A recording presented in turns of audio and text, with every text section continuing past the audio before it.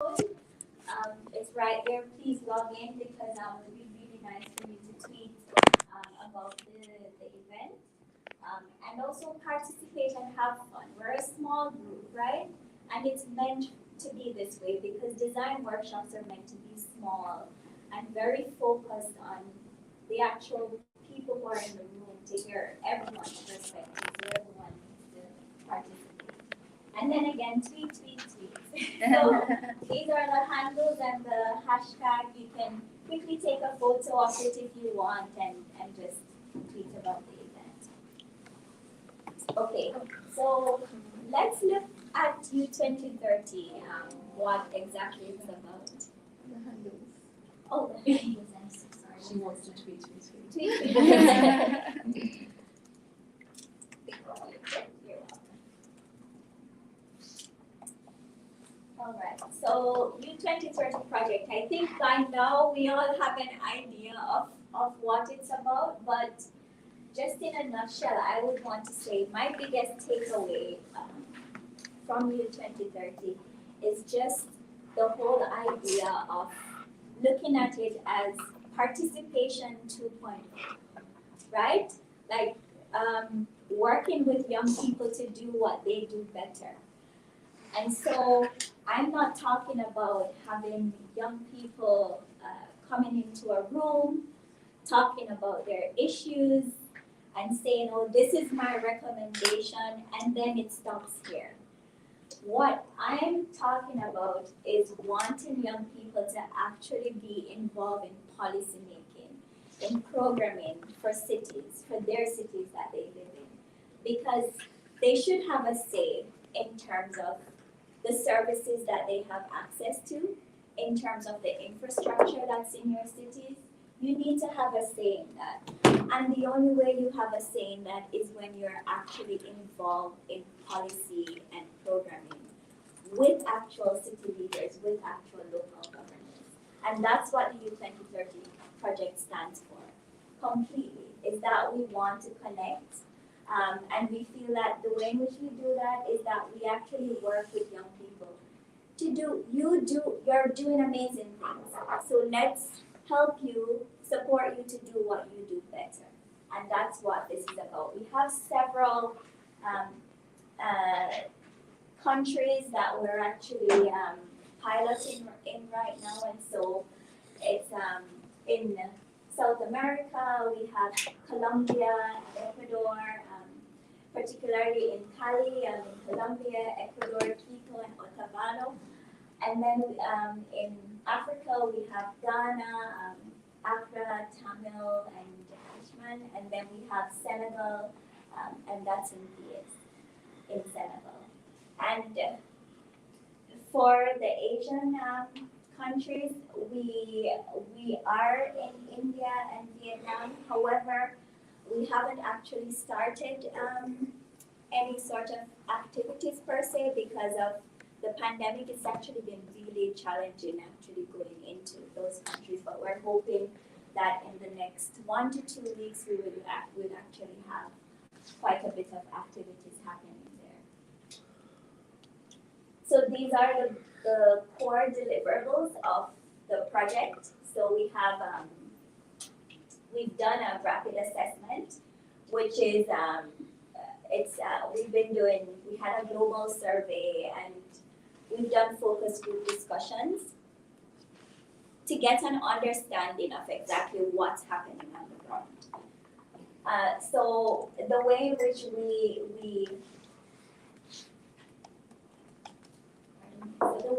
we actually went about designing this project is, again, the whole design thinking approach. We had a concept in terms of, and activities in terms of what we wanted to do. We had a proposal. But the how in terms of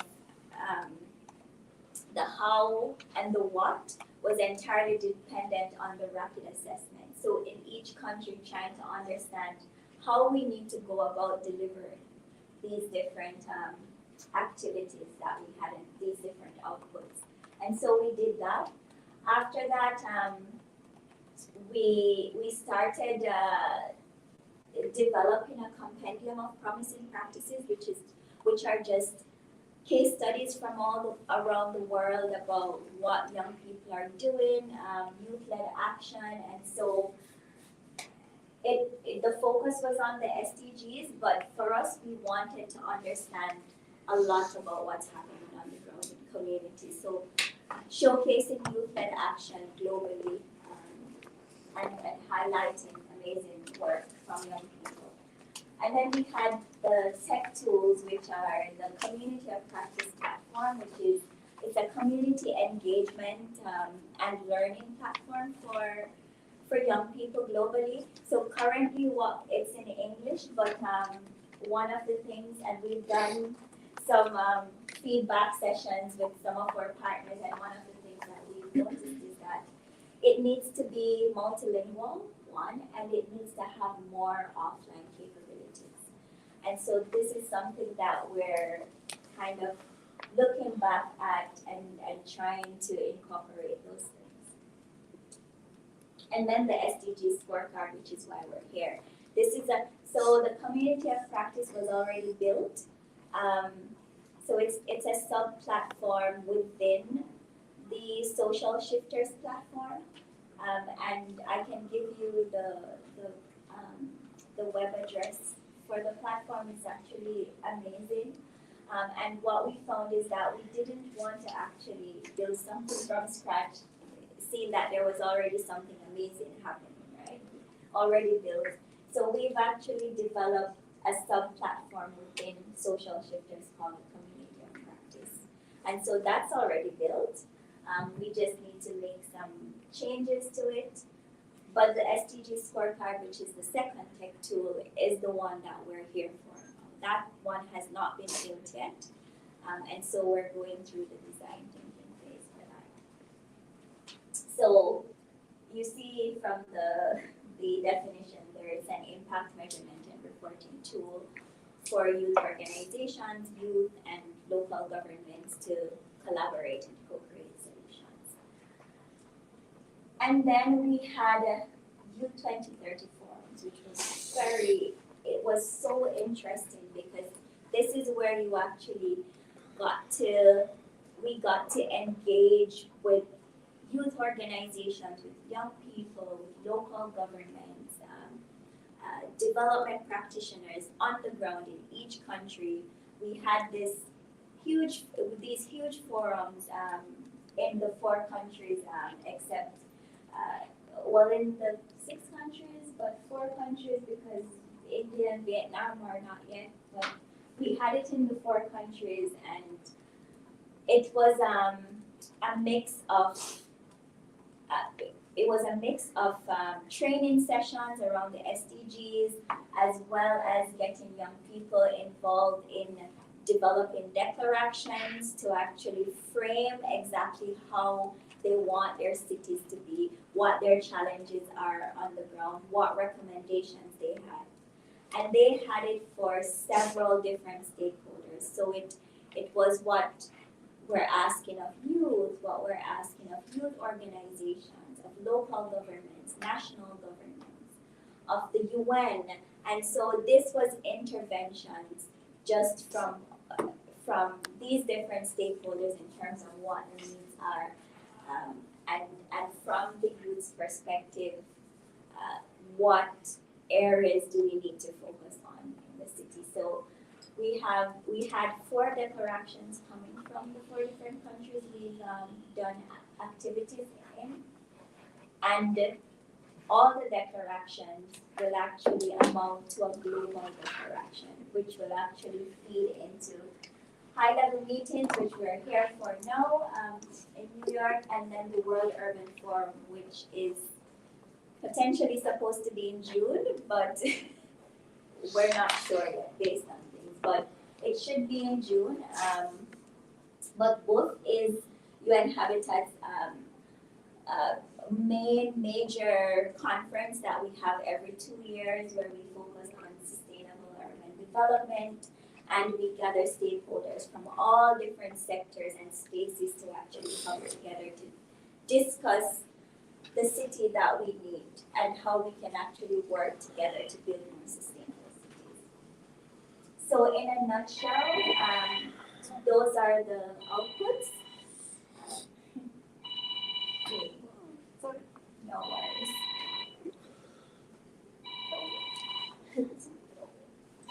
All right, so let's look at just some overall challenges that were highlighted from the declaration. And honestly, these are just snapshots because it doesn't begin to cover the content and the detail that's in these declarations. But what we've seen is that so economic growth, employment, opportunities, and entrepreneurship was a main challenge or issue that was brought up into the discussions. Young people need access to jobs and economic opportunities, entrepreneurship, environment, sanitation, and climate change. That was also very prominent in the conversations, especially I know that in Ghana that came up quite a bit. But you see globally, like this is the focus on the environment. It's a global focus and it's a global priority. And so this will always show up in any conversation that you have. And then diversity and gender equality came up as well. And the last one, youth governance, which is what Youth 2030 project is about. This was also very pronounced. So for Youth 2030 going to scale, so essentially what we want to do is to develop an ecosystem for youth and urban governance, for youth governance. We want to deep dive into youth participation, so no longer looking at the surface, but looking at how young people can engage, like I said, in governance, in policy, in programming, but also using tools to facilitate that. Because when you take, for example, participatory data collection, for example, can be quite expensive and tedious. But with the help of technology, what does that look like? And so we're looking at the different opportunities, tools, conversation spaces that we can actually have to encourage this deep dive. And then of course, looking at having young people working more meaningfully with local government, civil society towards the SDGs. So we have a little bit shy of 8 years to actually do something properly, right? It's amazing when I go into spaces and I speak with not just young people, but local governments as well. And they say, well, we never received any trainings in the SDGs. We know that there are 17 SDGs, but we don't know how many indicators, we don't know how many targets. And when I say there are 231 unique indicators, they're there because they were never trained, right? And so I'm actually taking responsibility for that because I represent the organization who's meant to do this. But I'm saying that all is not lost because we can do so much right now. And that's what we're hoping to achieve with Youth 2030, to actually do deep dive trainings in SDGs, looking at what it means to localize your SDGs, but what it means to measure your impact against your the SDGs you're focused on. I hear so many people, Hilda, Nana, you spoke about, the SDGs, Michelle, you spoke about the SDGs that, these are the SDGs we're focusing on. Can you tell me you said the targets, right? Yeah, 47. Do you know the indicator? The indicator is 47. No, that's the target. The target is 47. The indicator is how many youth should be educated in sustainable development by 2030. So, okay, do you know the number? That like 4.7.1, 4.7.2? I think it's only one indicator for that. For 4.7. Okay. So you, how about you, Nana? Do you know the target? No, I do not. Honestly, I don't. And, okay, anyone knows the, and so this is the, and so then you wouldn't know the indicator either. So that is the problem. UN staff, we don't know all the, I know that there are 231 unique indicators. Can I tell you them off the top of my head? No. Right? And I'm someone who loves data and actually have worked on, currently working on developing the data architecture for the SDG Scorecard and stuff. And what I have to be doing now is actually going through all the different indicators that most of them that are not SDG 11, because we are custodians to SDG 11 representing UN Habitat, we are custodians. But we have to look at all the SDGs because they're all linked. And I don't know of any staff in UN who actually can sit down and tell you every single one. This is why we actually need to understand what they mean for different people and actually working with people on the ground in a very intimate way to develop a measurement framework around the indicators you're passionate about. Can I say something? Sure. Because at some stage I did know all the indicators and the targets because I were mapping them into the budget system. So by doing that over and over again, it comes to your head. But I don't think that is important. I think the important thing is to know what they are about. Yeah. And then you always can look it up. Yeah. So I don't think we should see that as a failure at all, Not at all.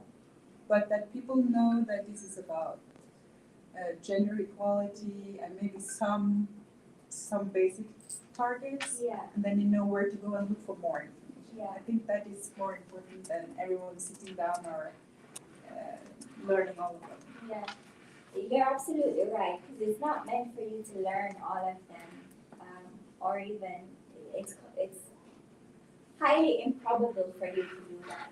But the whole purpose of what we want to achieve is whatever you're doing in your community, for example, we want you to know, like you said, Hilda, what goal you're working with, the target that is linked to it, and the essence of the indicator within that target.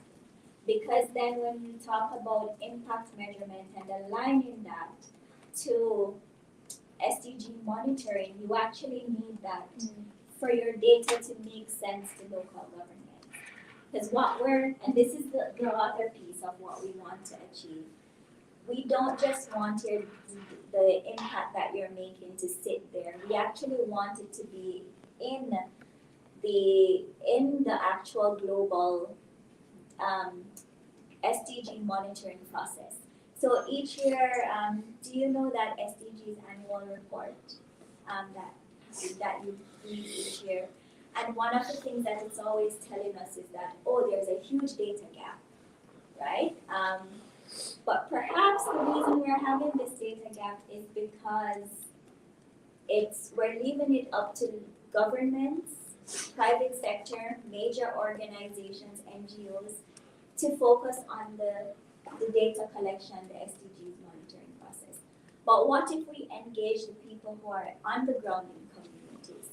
So community-based organizations, groups that are doing amazing things, but they don't have the capacity to actually collect data, measure impact in such a way that's acceptable by this process, this SDGs monitoring process. And that's what we actually want to bring to the table to give youth organizations an opportunity, youth groups an opportunity to actually be a part of that. Can I ask a question? I'm afraid I'm getting to be the meeting destroyer. No. So I think that is an excellent way to close some of the data gap. And it is the way it should be. It will, even if we are not finished by 2030, a lot of tools will be developed that you can use later. But one of the problems with data collection is validation. So what is happening when it is done this way? Will it officially be data, or will it be data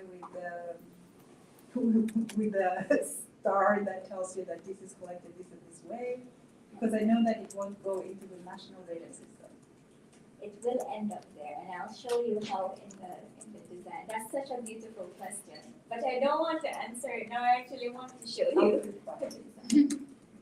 Okay, and all that I just mentioned and what you just mentioned is the evidence to action process that Fondation Botner actually is moving this whole idea, this framework of evidence to action, engaging people on the ground in this process to be evidence builders.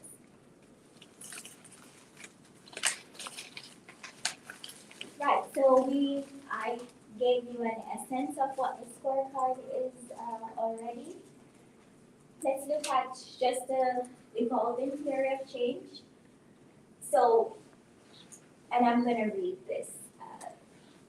So what we're saying is that if youth are given the space, resources, and training to actively participate and directly contribute to the monitoring and the impact reporting process of the SDGs in their cities, then youth and local governments will develop stronger partnerships to co-create tangible solutions towards community development and overall sustainable urban development in cities. Why we're saying that? It's because youth and youth groups would have the capacity to make significant contribution to the SDGs monitoring through participatory data collection, which results in program and policy improvements in cities, as well as an increase in data coming from cities, which contributes to a global understanding of the achievements of the SDGs in cities and how resources need to be allocated for future development. Huge mouthful. But this is what our theory is, and the way in which we want it to be translated is that we're hoping that this tool will kind of pull all of that together. Right. I think, how many people have not seen this video? Let me just say it. So this is like a nice little funky video animation of explaining the SDGs. Friends, Lisa and Eric here. We are helping the Youth 2030 Cities team to design the SDG Scorecard. Youth 2030 Cities was developed by UN Habitat in partnership with Fundación Juan's Helping Cities for Adolescents program, HCA. It seeks to strengthen youth action and participation in decision-making by building the capacity of young people to actively engage with local governments to develop solutions for cities in Colombia, Ecuador, Ghana, India, Senegal, and Vietnam. But the SDG Scorecard will be available to youth leaders and youth organizations from all around the world. The SDG Scorecard is an impact measurement and reporting platform for youth organizations and youth leaders like us who want to use data to understand how our work impacts our communities. Lisa and I think this is great because we can use data to show what's really going well and how our work is helping our community. It also shows us where we can do better and create projects for this. So, for our understanding of the concept, here's how the app would work. In a nutshell, you would create a profile, add your projects, and select any SDGs you're focusing on from the app's database. Yeah, and since the focus is on SDGs indicators, the app would begin to suggest possible indicators that are aligned to your work based on the SDGs you've selected. But it would be up to you to choose the ones that are most relevant and that you're happy with collecting data on. Eric, what's also great is that you will get a lot of support from the scorecard team to work on this. Someone will be there to help if you get stuck along the way. Absolutely. And once you've selected your indicators, you will be given data collection tools that you can use to start collecting data. Again, there will be tons of support around this. Once you have data, this will be visible in your workspace. The scorecard team and the systems on the app will then begin to review, clean, and analyze your data. After that, you can generate impact reports based on the data you provide. You can also get to see data and impact reports that's being shared by others on the platform, even governments. Yeah, another super cool part is that you get to share this data with your local government. They will also be users of the platform. This means you get to share your projects, impact reports, and recommendations on how you can work with your local government to improve your community and city. The intention is also for your data to be included in the overall SDGs Monitoring Process in your country, which then links to global impact reports. How cool is that? It really is. But all of what we just explained is the overall concept. To make this work, the scorecard team needs youth organizations and youth leaders like you to help with designing the actual app. This means we all get to build an app for us with our needs in mind. We We just made some suggestions ourselves. Can you help to build the app by responding to the attached survey?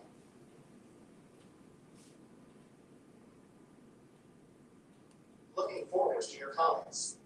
Bye for now. Okay.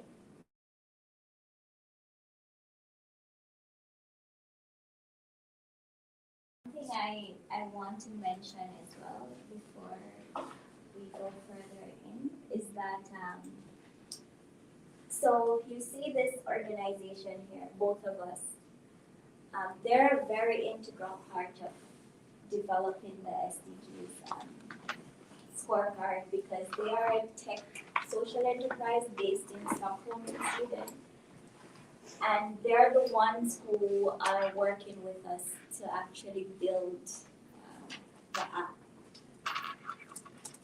If you Google both of us, you can find out a lot of interesting things about them. They are doing amazing things by bringing technology and innovation to organizations globally in communities.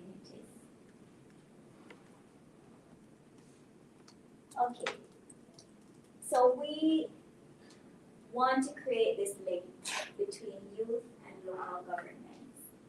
And one of the ways that we're finding over and over, time and time again, that the sort of glue or link to really make this work are actually the youth groups and the youth organizations on the ground in communities. So you have, and also you see it among yourselves, right, as youth leaders, that you come to these spaces and you talk about the work that you're doing, but it's always within a group or an organization. And so we find that young people individually are amazing, doing awesome things, but collectively, they're also doing bigger, more awesome things on the ground. And so that's the kind of link that we're making with this. So here's the user ecosystem that we're focused on. So we're saying youth as a user, youth groups and organizations, local government representatives, UN Habitat, and other UN agencies. Because if you say UN Habitat, that's only SDG 11. So we have to open it to our sister agencies because we're focusing on all the goals. And then what you'll find, let me now go to the actual design of the app. But what you'll find is that even though these are the core users, you're gonna find that these users will always have to work with other key stakeholders on the ground. So always you're working with service providers in your cities, in your communities, you're working with NGOs in your cities, you're working with academia, civil society organizations, private sector. These are the people who are very much integral to what you do in your communities and in your cities. So you find out when the app comes online and you're actually using it, you will get an opportunity to actually invite these people to work with you. All right, so this is the landing page of the app. It's a basic hero design kind of approach with the key call to action buttons. And then, so this is not the final design, by the way, so if you have any idea whatsoever, please let us know. We just have these as placeholders, but what you'll find is that you see information about the scorecard. We'll have the features being showcased here. And then, just like a simple get in touch with us. And then of course, just a general footer.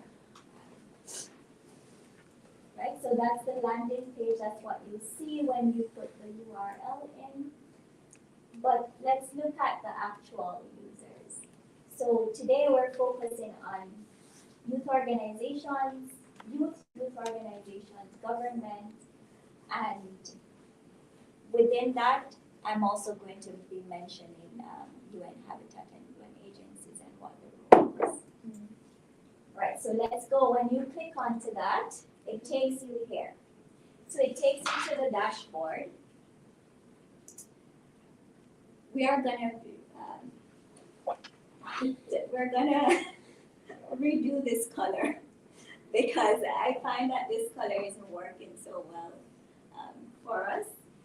But this is the dashboard, and immediately when so before you get to this page, what you'll find is you'll find a sign up section where you create your profile. So you put your your email address in, you create a password, and then it's going to take you to a create your profile section where it's going to ask you some due diligence questions about your organization, about you, where you're from, which city, what your organization is about, and of course some validation in terms of whether you have certificates or someone who can endorse your organization, because there are many people who would say that they're a part of organizations, but they're not, or it may or may not exist. So we have to do that due diligence process. So once you've created your profile, it takes you to this dashboard. And the dashboard, what you'll see is you'll immediately see on the top left corner the city and the country that you represent. So we want to make this very targeted as well in terms of looking at data that might be coming from your country, from your city, but also other cities within your country. Young people who are also working in your city or other cities in your country. But also you have access to the global user space. So you get to know everyone, but we also, why we're making it targeted is that we found that the users whom we've actually engaged with so far, they've mentioned quite a bit about having opportunities focused on their cities and countries as well. And then below that, you'll actually see the users who are a part of your group or your organization. They're here. You can actually add people as contributors actually. So these people here do not only have to be members of your organization. They could also be a government representative, for example, who, let's say you're working in health or education and you want the representative of your local government to actually be more involved in your project. You can add that person as a contributor. If you're working with a particular NGO and you actually want them to be more involved and see, and if also they're a person, like a subject matter expert, then you can add them as a contributor as well. You can also add donors as a contributor, and that's a good way to also involve donors in the process, because sometimes speaking with donors, sometimes they feel as though they're separate from the project, so they're given funding or in-kind contributions, but they don't really get to be involved in the project. So you can actually add them as contributors as well. And then you have top right, you have like a profile setting. So, you know, whomever created the profile for the particular project, their information will be here. Just basic information about the person. You can go in, so this is like your workspace kind of where you see notifications. If you need support from admin, you can also get that as well. But then, if you click on this notification button as well, you'll also see notifications coming in, whether it's from something that you shared with government and they've actually responded to it, or they're asking for something else. Or if you've received like an invitation from us to correct something that you input when you were uploading data, for example, you can see that. You'll also see things that you've successfully uploaded, projects that you've successfully created, etc. All of this would be visible right here. And then there's also a chat section, right?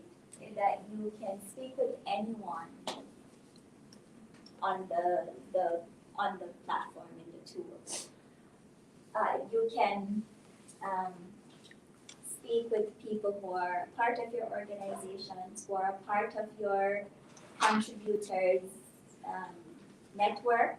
So that network that you create, you can speak with governments, local governments, like literally anyone with admin. So UN Habitat would be admin, you can speak with us. So anyone you'll be able to send a message to.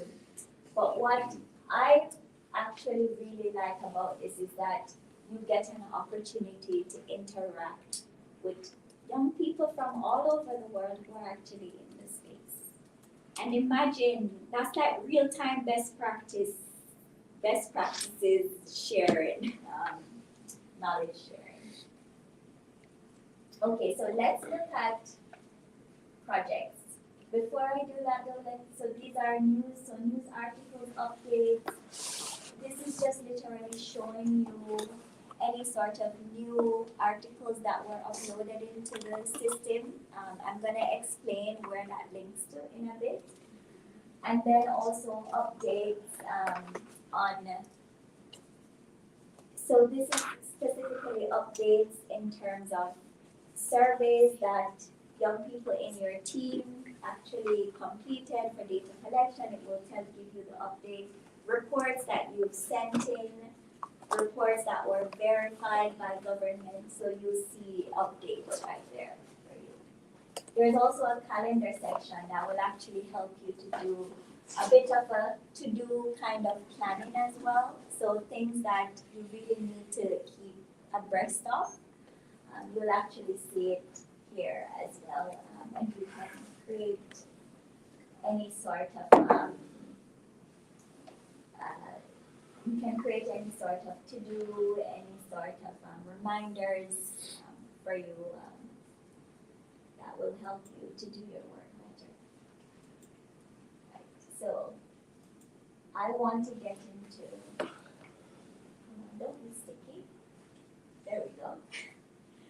So the projects section, now very, very important because this is going to be the core of what you're going to need to measure your impact.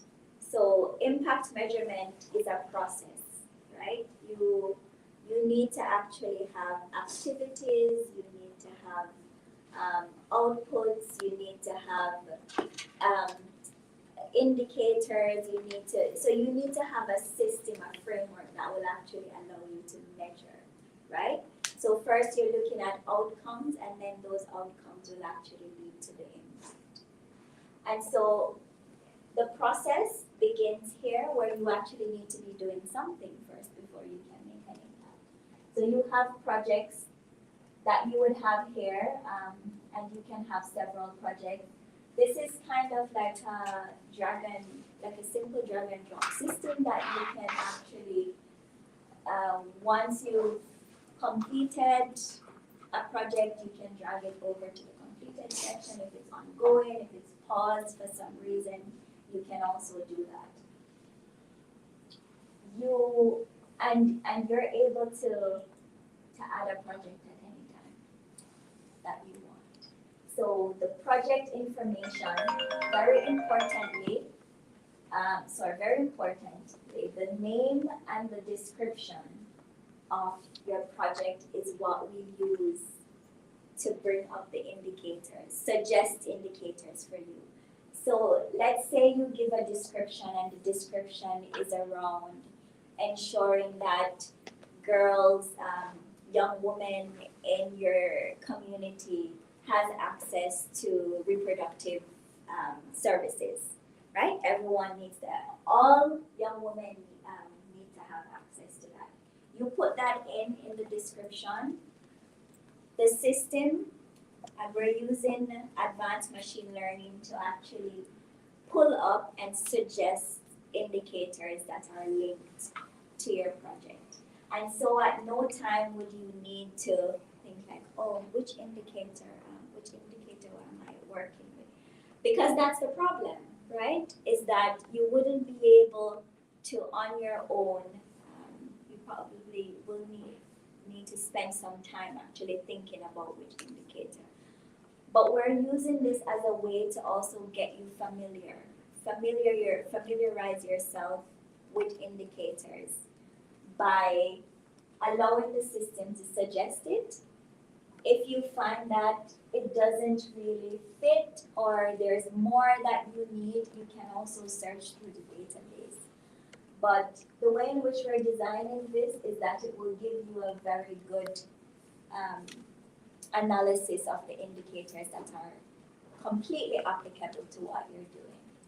And then you decide if you want to focus on that indicator or you just want to focus on these two, maybe these three, but not these two. So it's entirely up to you.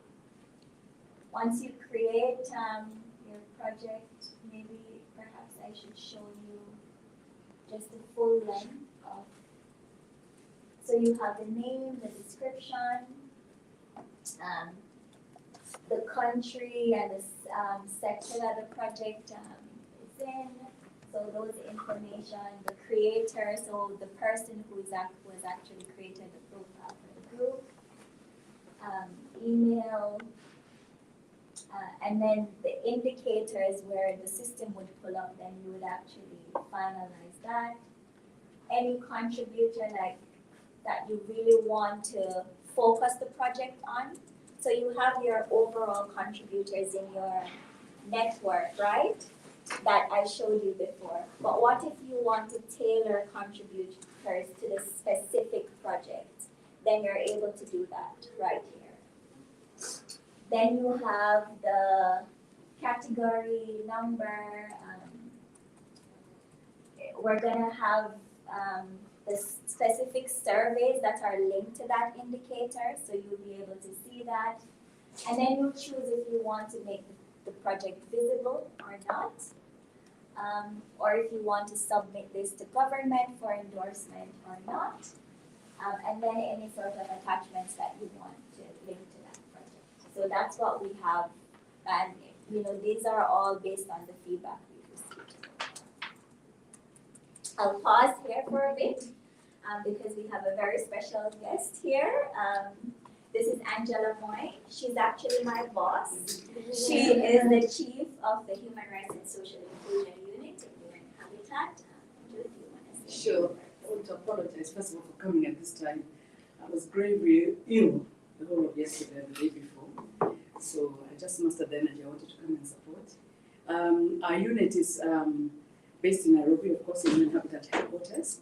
And we look at all the cross-cutting issues. So that is human rights, gender, youth, children, older persons, and people with disabilities. So this exercise here, which is primarily based on youth, localizing the SDGs, but we really want to ensure that even the intersectionalities within the youth category are covered. So it's youth with disabilities, it's migrants, it's, and all that kind of thing. So these are the kind of statistics that we want to be able to really gather and report that SDGs have been implemented for everybody, not just able-bodied young and strong people. So this is the kind of thing that we're looking at, young girls especially. So we're very happy to be promoting this kind of data and collection. And we are really being challenged actually by everybody that we want evidence-based work. We don't just want blah blah theory, evidence-based, and this is what we're trying to do with this. So this scorecard is so important to us. And if we start well, we will get good results. And that's why we've actually invested a lot in workshops all over the world, so that we're starting right and so that we're connecting. Somebody once said to me something that really maybe influenced the way I look at data and the need for data. They said if it's not measured, it's not important. Isn't it? If it's not measured, it's not important. And I remember always it was the International Day of Happiness. And I'm thinking, International Day of Happiness, what is that? And they said, yes, you have that's indicators for happiness. And if they're measured, then you can know whether the community is happy or not. So if it's important, you'll find a way to measure it. So this is our way of ensuring it is measurable. It's something that we can say. We started it in 2022. At the end of 2025, what can we say we've done and how have we been able to track? Yes, and put resources towards that. And I think this is what's important. So happy to be here, and once again, apologies for coming in. Thank you. Fantastic. Thank you so much. Okay. Right, so essentially that's how the project management aspect of the tool would work. One thing, and it's actually linked very importantly to what Angela just mentioned, is that it's focused on what you just mentioned about happiness. How do you measure happiness and all of that. So linking your work to the indicators is one thing, but then you need key performance indicators for the work that you're doing, because this is how you actually create the link. So let's say you're doing something around happiness, and you may think, okay, let me find which indicator in the SDGs that's linked to happiness. Well, that's great, because personally it works out for us. We actually want to see data on that, and we want more data towards the SDGs. But what about you? When you actually need to measure your own impact in your projects and in your groups.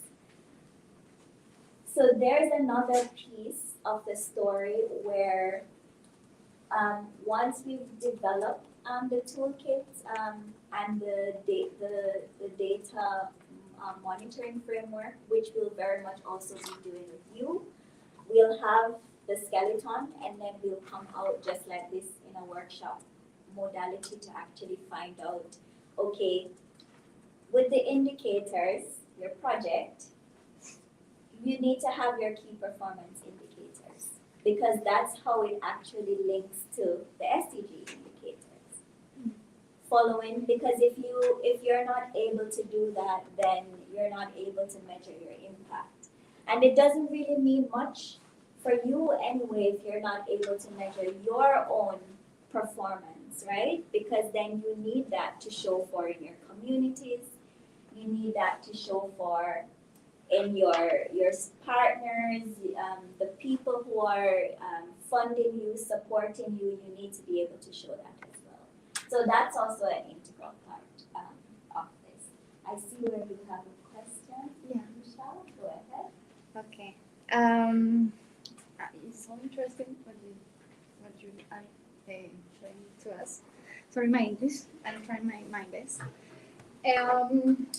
I'm working with the key performance indicator in projects like Botnar in Cali, and directly taking the data in streets and I'm actually support my partner who's the data advisor, and we work with so many indicators and so many ways to. But when we get we are just right this week we are taking notes like the final report of the project, and we realized that the program has so many indicators based on our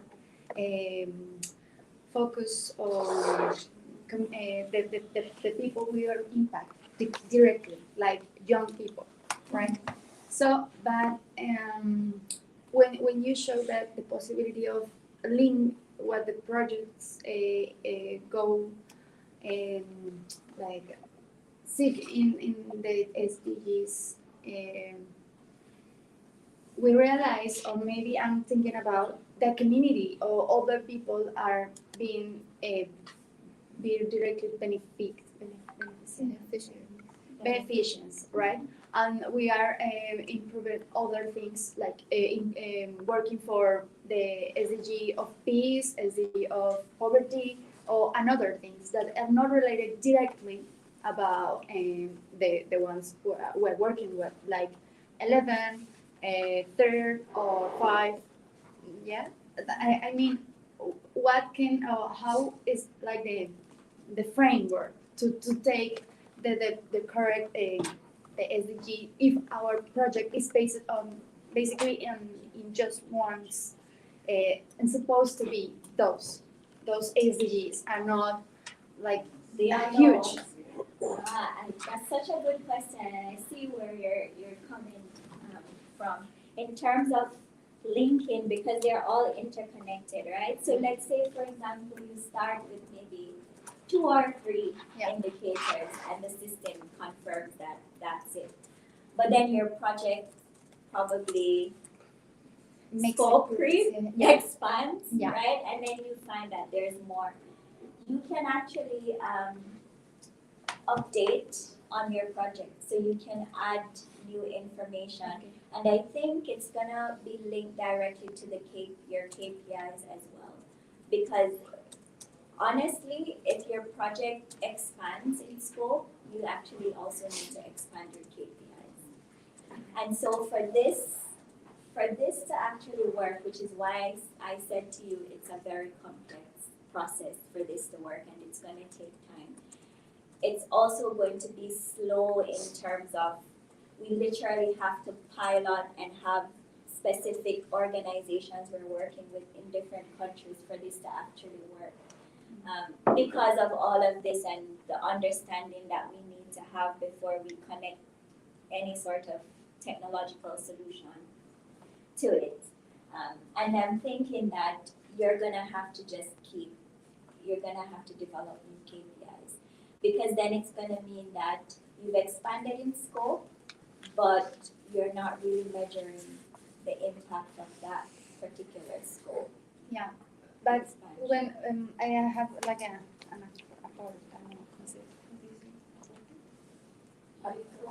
no, I have a comment to that, because sometimes we have like the KPIs, are like we need to a baseline, right? Mm-hmm. And it's designed in the first time that you planning the project. Mm-hmm. So in the meantime, the project that is social projects is so flexible, and you have to change because of the demands of the fireworks, right?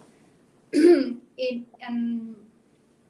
we don't, it's an example. We didn't notice. We really noticed about borders of micro trafficking in this neighborhood we work. So it doesn't. We don't count on a baseline, because we work with young adolescents, and it's who is involved in scholar, and we thinking about the risk and not was like improving, because our scope is well-being of that adolescents who's inscribed in the program, and not all those all these young people who's involved of micro traffic, and it indirectly get peace on the neighborhood because of the transformation of the spaces that we work. So we don't count that on the KPI, but it's is indicator that goes collaterally or collateral that in increasing the peace of the neighborhood. But Yeah. you don't have a KPI No, for it. because and it's huge for us. It's huge because it's community progress and they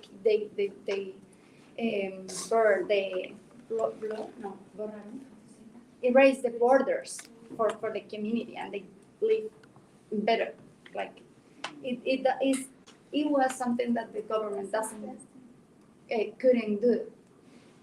How would you, that's interesting, because then what I'm hearing is that you would have this project on the platform, but then you don't have KPIs. Yeah. So the indicators, you haven't linked it to any sort of SDG. So technically, this big impact, you're making this big impact, but you're not reflecting it in Yeah. from a measurable standpoint. I have an idea of how it might work, but I want to hear more from you in terms of how you see that Okay. potentially could work in the platform, because that's a very good point. Thank you. So if you want to write it down and then Yes. after all of this, Of course. you can actually give that input, so because I would love to hear from you in terms of, oh, well then maybe we could do this or add this thing in the platform that could actually reflect that. Thank you very much. So just want to kind of look at the indicators, how kind of showing you how they would work a bit. So you would have the indicators here, and I'm thinking that it might need to look a bit more attractive. You can tell me as well, more appealing to the eye of young people. But you'll have the indicators here, and then the particular SDGs, those are the indicators you would see. So if it's 11, which you're seeing here, all those indicators would come up. Yes. But then if you click on this, then it would give you like a drop down, and you'd be able to select like another SDG, and it would take you to other indicators of that SDG. So let's look at that, for example. Now already when you go into the system, you'll begin to see data without any data that you've inputted. So this is like data that's actually already crawled from the internet about indicator 11.1.1, and it would actually give you also a methodology of that, an overview of that indicator. So kind of defining it, kind of explaining why you're collecting data, why it's important, where it leads to, how to collect it. But if you actually want more information, it actually takes you to the toolkit, which I'll go into later on, where it gives you just the methodology of that particular indicator and the data collection tools that are linked to that indicator. So we're making it, the indicators as they are, it's almost impossible for you to actually measure using just that. Like look at 11.1.1. Proportion of urban population living in slums, informal settlements, or inadequate housing. So a lot of things being asked there, right? You have to define all of that. It has to be broken down in such a small, simple way for you to actually collect data. And what you'll find is that you may find several pages about the methodology of this one indicator.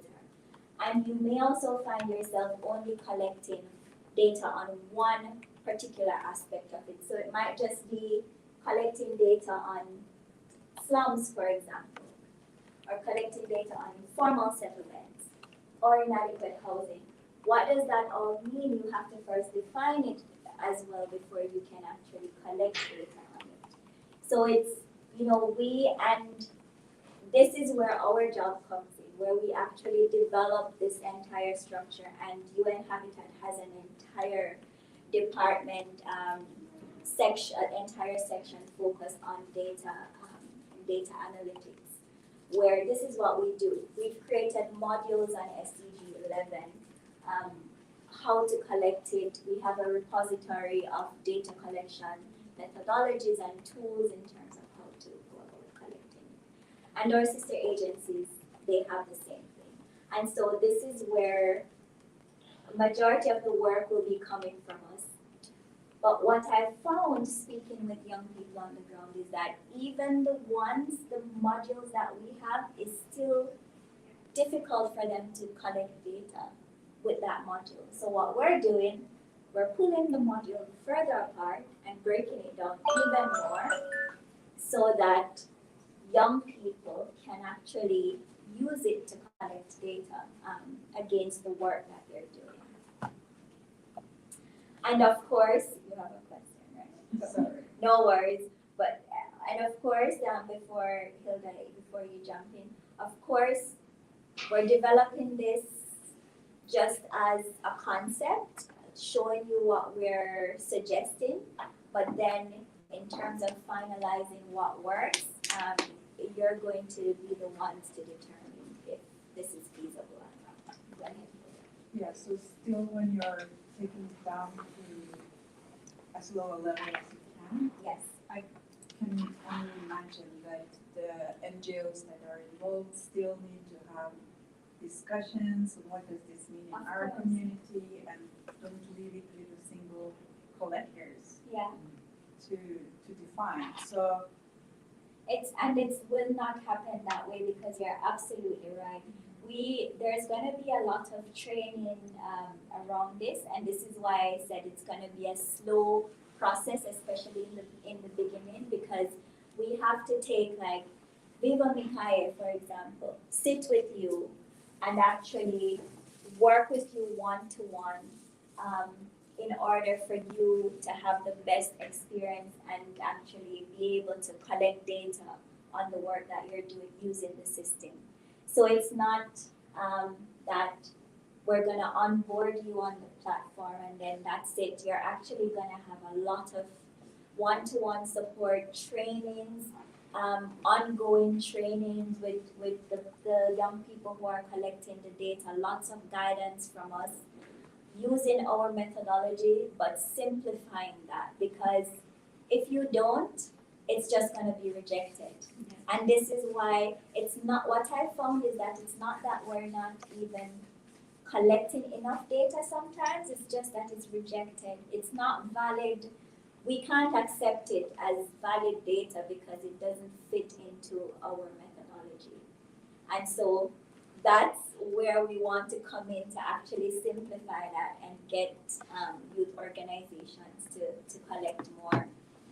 And imagine what that means for government. I mean, you're literally helping your city leaders and your governments big time.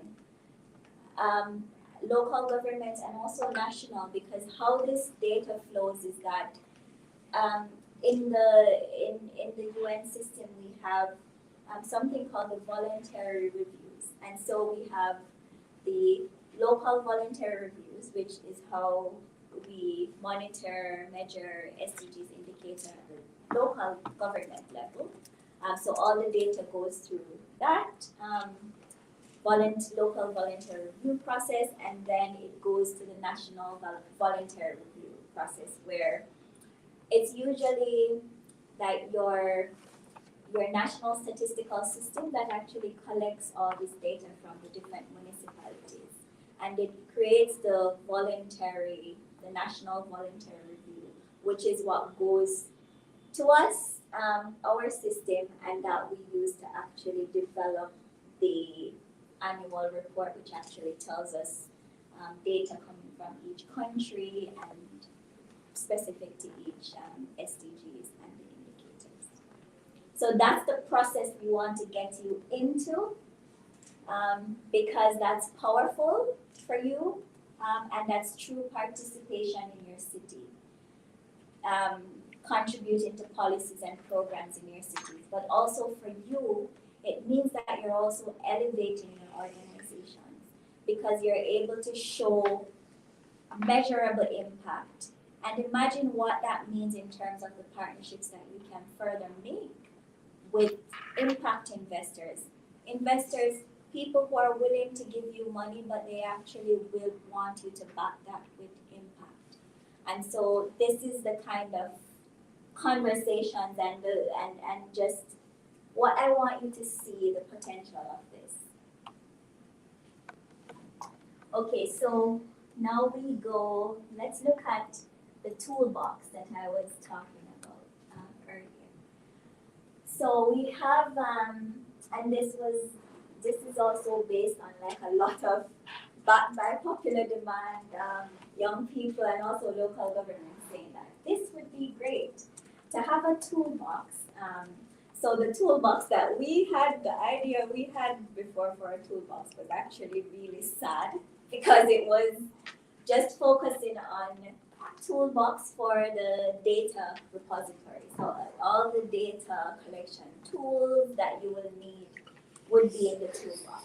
But what's going to happen now is that you have access to opportunities, global opportunities that are specific to your city.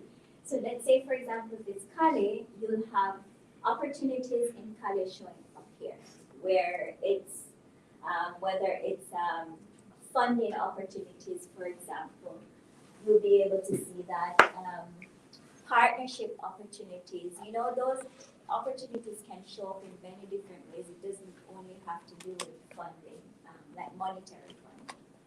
And then we have the best practices section where, and you mentioned that yesterday, where we want to showcase best practices from around the world, but also best practices happening in different communities in Cali, for example, and in different cities in Colombia, if we're using Colombia for as an example. You'll be able to see all of that in the best practices section. And either just inspirations, youth-led action that you can learn from and possibly contextualize, adopt, and contextualize. And then we have the toolkit, which will be just a repository or collection of resources, learning resources that you can actually use to help to do what you're doing, better, right? So whether it's if you're dealing with like water and sanitation, whether it's like a really interesting article about wastewater, collecting data for wastewater solutions or wastewater systems in your city, it could be about that. Or this is where we're also going to be storing our methodology for the different indicators. And what we're going to do is also make it quite targeted. So indicators that you are working with, will actually show it here, but you also have access to the broader collection of data, indicator metadata. It's called a metadata repository, which is just data about the indicator that you are measuring, that you want to collect data on. So that will be there for all the indicators in our database, but we want to prevent information overload. So we actually want to focus on indicators that you're collecting data on, but also you have the option of if you want to see all of them. And then also the suggestions that we got as well is that we also add articles courses, anything that young people have done and can be seen as good learning resources for you to also upload that. So I know that young people are subject matter experts. Young professionals doing amazing things are subject matter experts. So what if you have an article that you did? Perhaps your thesis went so well in school, you can have it there, and it's a good piece of methodology, good piece of research that someone can learn from. You've actually developed a curriculum, perhaps for your training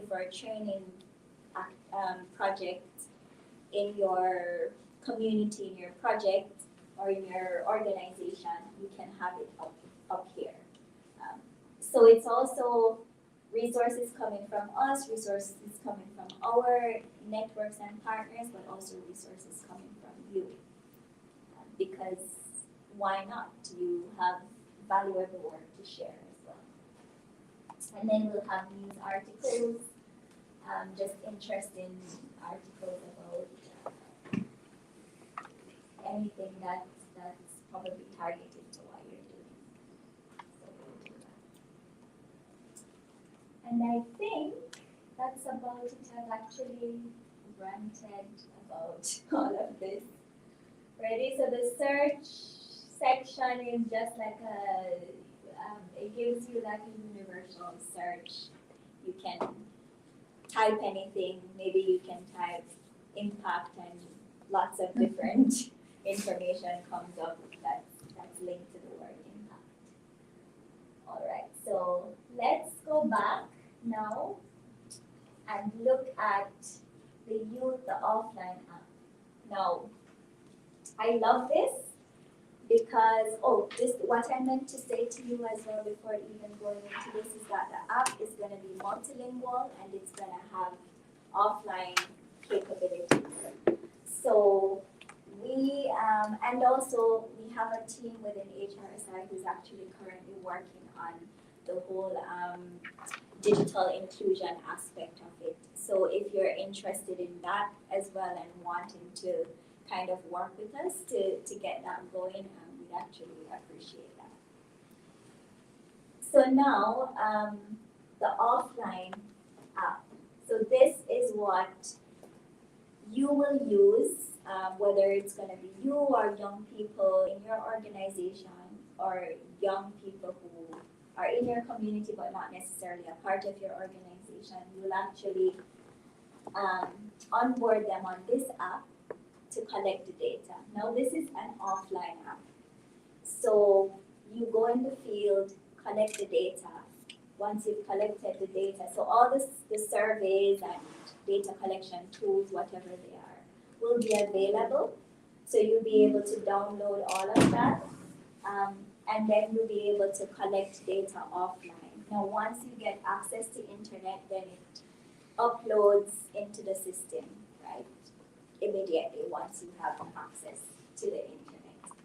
Now we're using the open access codes from Cobalt Toolbox to actually develop this. So we're not using any new fresh idea or anything.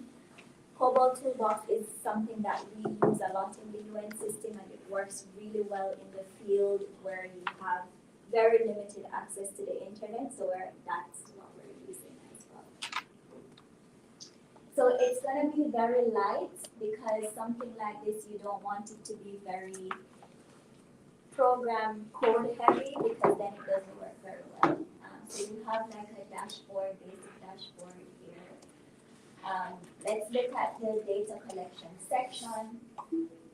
So like I said, these are you'll see the surveys or the data collection tools that you need to collect data on. You go into the field, you click on it, whoever your target groups are, then of course you utilize the tool in such a way. Another thing that's on this is opportunities.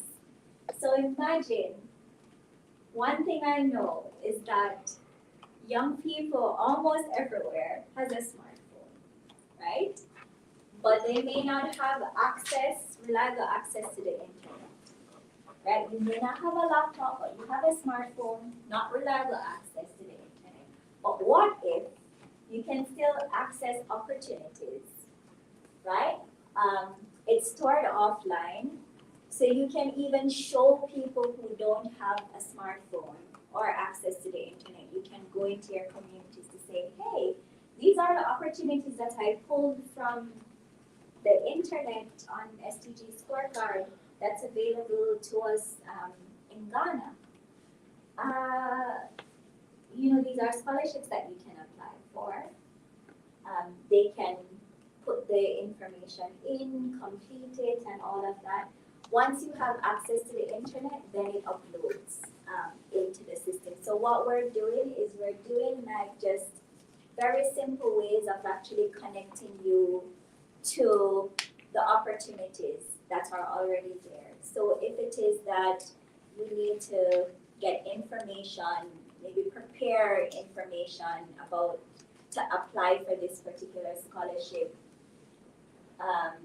then we want to actually bring that information to people who don't have access so that they can see. But once you do have access to the internet, then you're actually able to put your application in for the scholarship.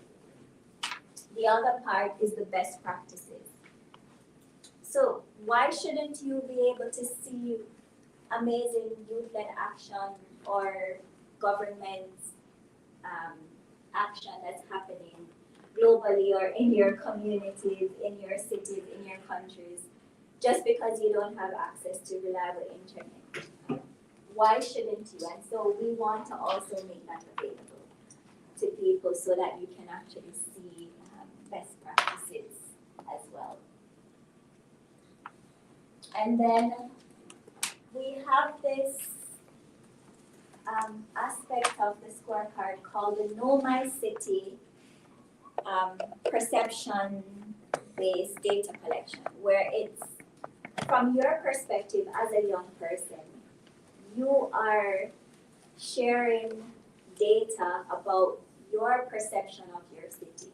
So do you think your city is safe? Do you think public transportation in your city is safe? Do you think that you have equal access, or do you think education is accessible to you as a person? Do you feel that you have enough green space in your city? Do you, it's about, think about all the different aspects of the SDGs, and we're just gonna be asking you questions about that, and you answer them, and we provide this big data to local governments so that they can actually see what young people think about their city, how young people feel most importantly about your city.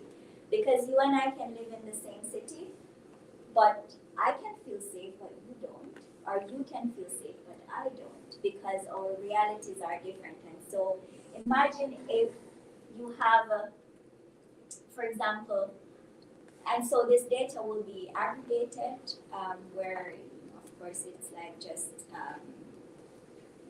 a pool of responses from people, but it's also going to be disaggregated, because let's say, for example, there's a question around safety of public transportation, and you have 95% of women in Cali, for example, who say, I don't feel safe in public transportation. Now we want to disaggregate that, because if the data is showing where young men and young women are responding, how about when we disaggregate it and we see what young women are saying versus young men? What does that mean? And so we want to give this disaggregated data to local governments. What if it's a young, now going into the intersectionality aspect of it, what if it's a young woman or a young man who they are differently abled, so they need more access to certain services to feel as though they can move around in their city or use the public transportation. their response will be completely different from someone else's if the particular infrastructure are not there. So that's what we feel like it's very important for us to collect that data and disaggregate it against these different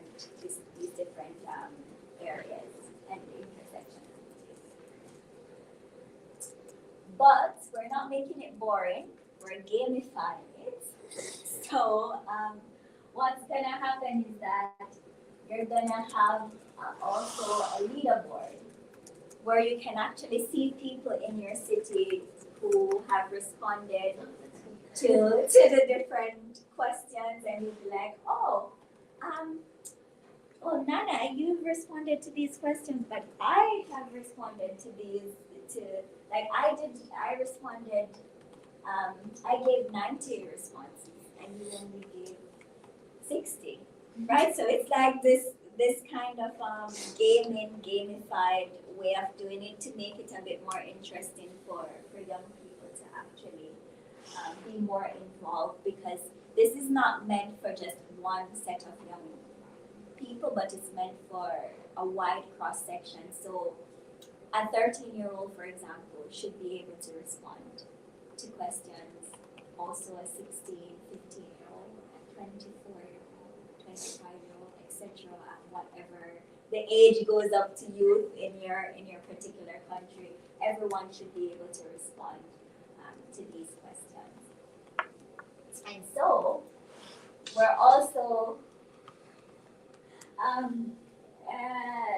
kind of incentivizing people as well. So depending on the number of questions you've responded to, you could be a contributor, or you could be a master contributor, or you could be an SDG champion, right? Where you're like, yes, I'm in there, I'm doing it, I'm responding. Good. Right. So that's the offline app. It's very simple, like I said, very light because it's offline. Are you guys tired yet? Do you need a break, or can I focus on government and then we break? Government is short. Difficult. Let's go. So difficult. This is government. No. So nice. I love that response. That's actually very powerful. Yeah. And you create the people who, like, you choose the people you want to be. Sometimes it doesn't work like that. Sometimes it doesn't. In the future. Definitely. Oh no. Yeah. In the world of democracy. We hope that. We hope that.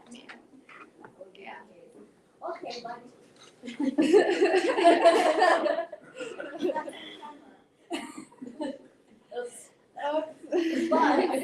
but I will say this, government, especially your local government, is integral to what you do and how you work and how much impact you can make in your communities and in your cities.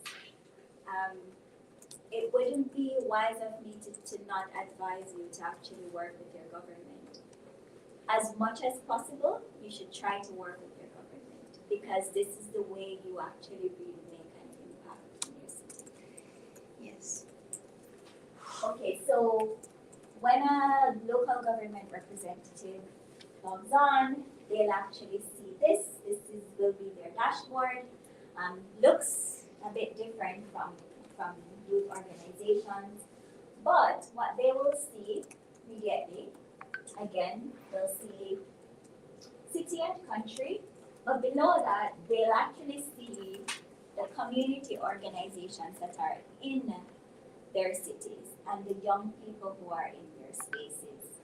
Now, I know as well that this is very context based, because this might work very well in a country for their government to see this kind of information, but maybe in another city it might not work to the favor of the people. And so This is also why it's very contextualized, where we actually need to pick the different groups in the different cities and see what's the best approach for you. So what should we show, what shouldn't we, how should we approach this in terms of the interaction between you and your government.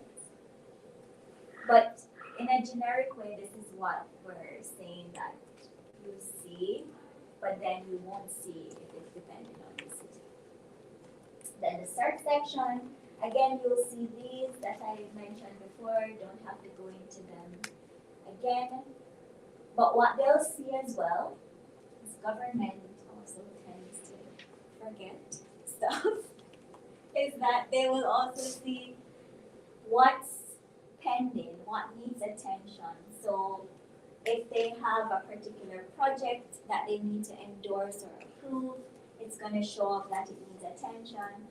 If you, as a youth organization, you sent in a report and they haven't, they've looked at it and they've said, something about it needs correction, maybe the agency that you mentioned is not the agency that's actually linked to that piece of work that you want to do, then they'll send it and they'll say that to you that you need to make that correction.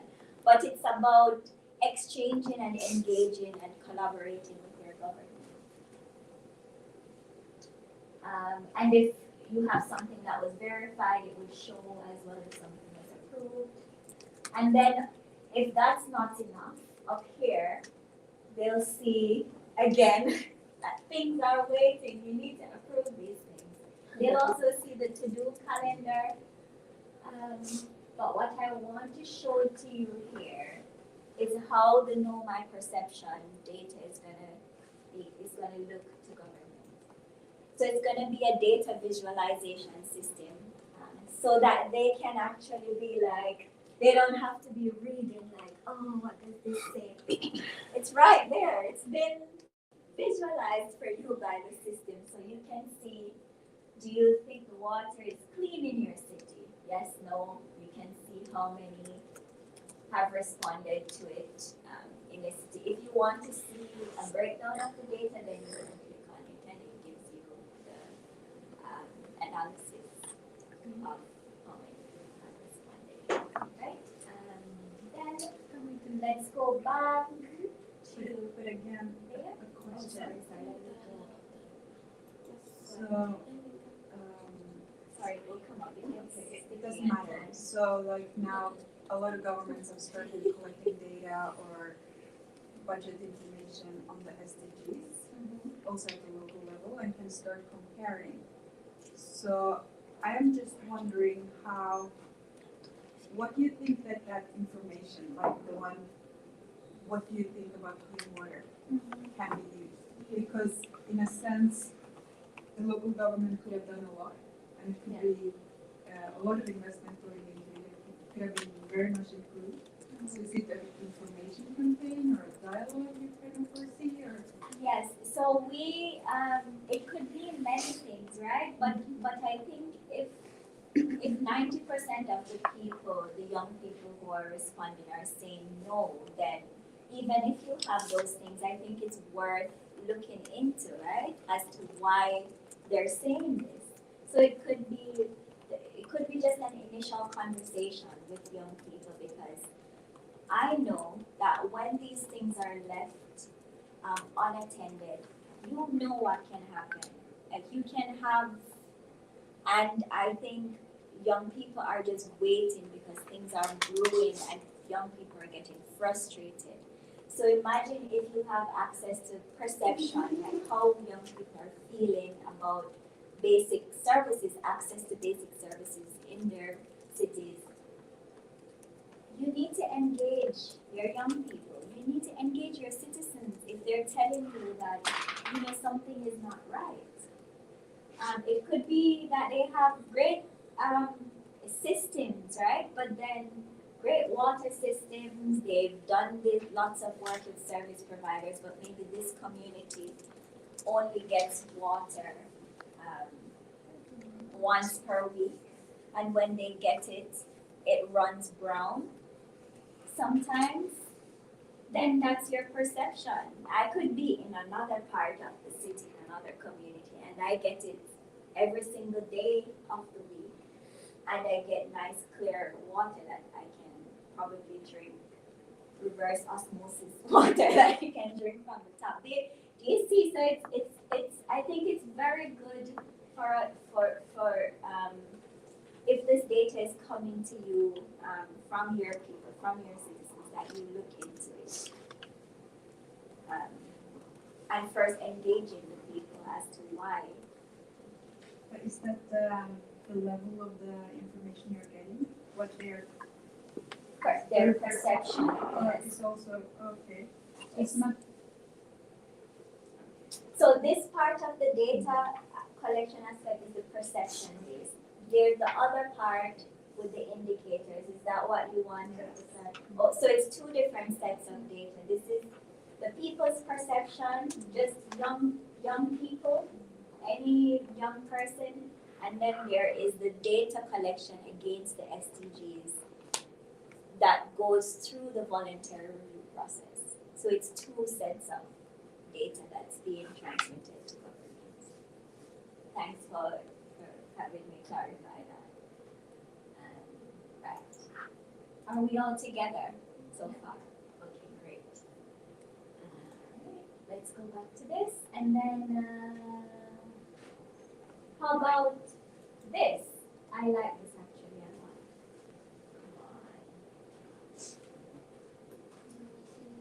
So,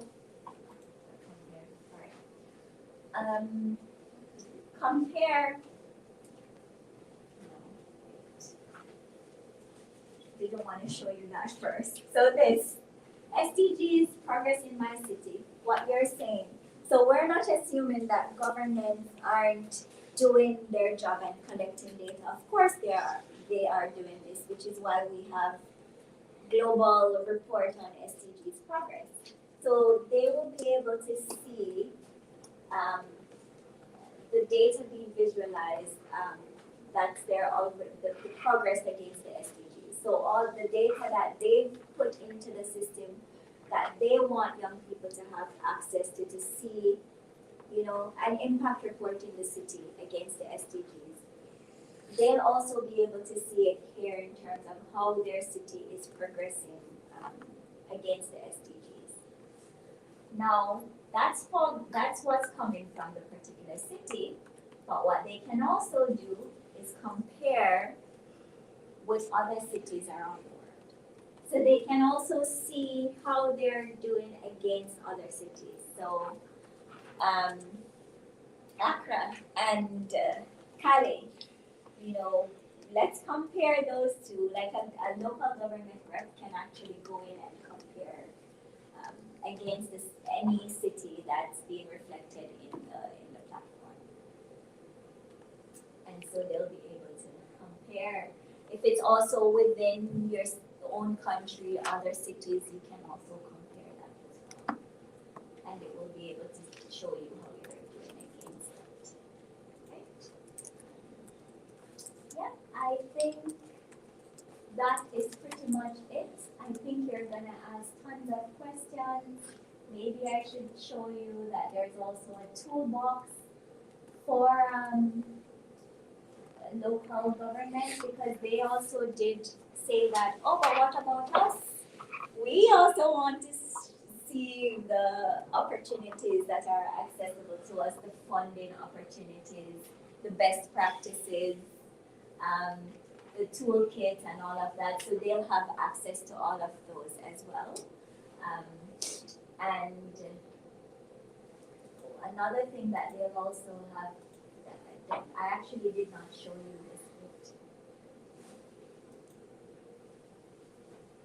Right, so this policy section I want to show you, but also these are just drop downs of easy things you can find in the system. So you can look at reports, projects, the data that's available to you, training materials, support, this is admin.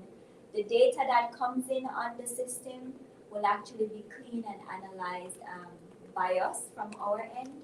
So we're using advanced machine learning to support that. I don't know how many of you are like data, how many of you work with data? You don't have to be a data scientist to work with data, but Python, for example, is giving like a lot of solutions around data cleaning and analysis. Python is like this, it's a coding language that's very universal, and you can actually use it to interact with any sort of other system or tools or database that you want. It's so user friendly. And so we're actually now researching into how feasible it will be for us to use just the different languages that Python has accessible that they've created for data scientists for us to clean and analyze data in a better way. So that's what we're going to be using.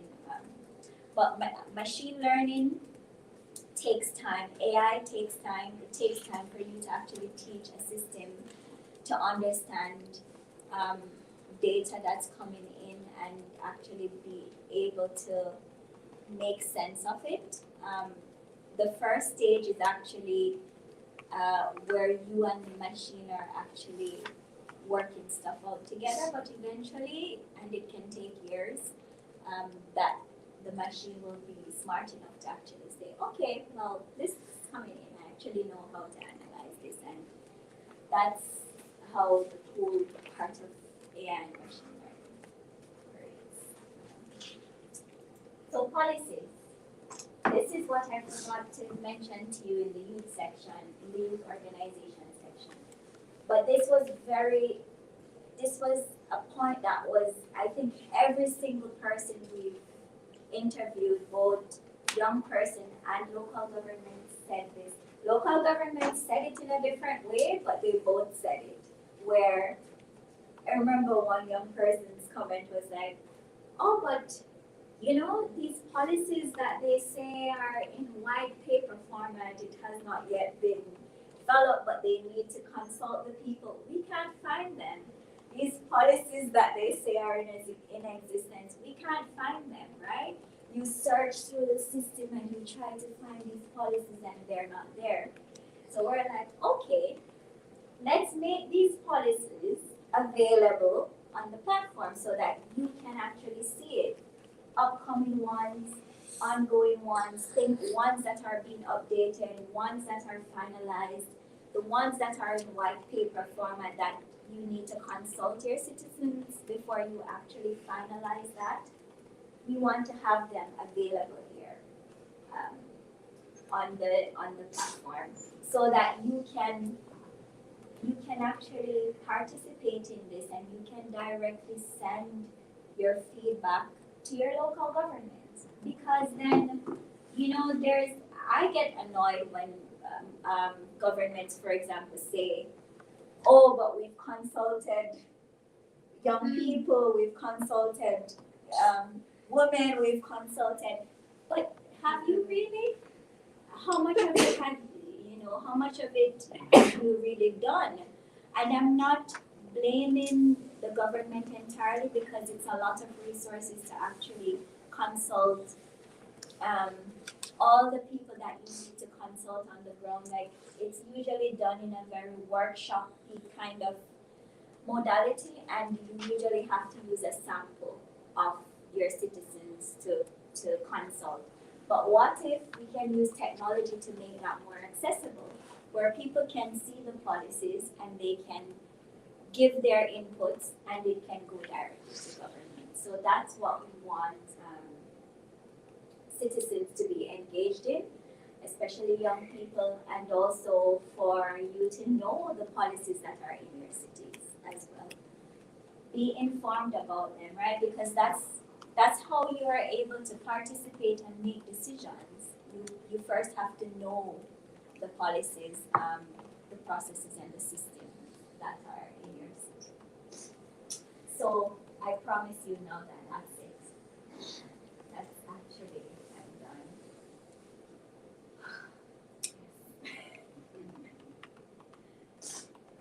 So that's SDG Scorecard for now because it's changing, it just keeps changing.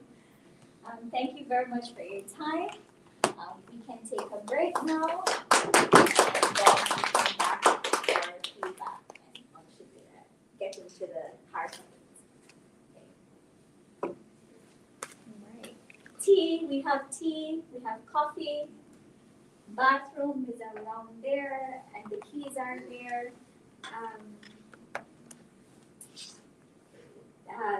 Miro and Angela, oh yeah, thank you. The water is here. Miro and Angela especially. So the CEO for AFS, Daniel, he's still here. So I think it would be great to have a conversation. Yes.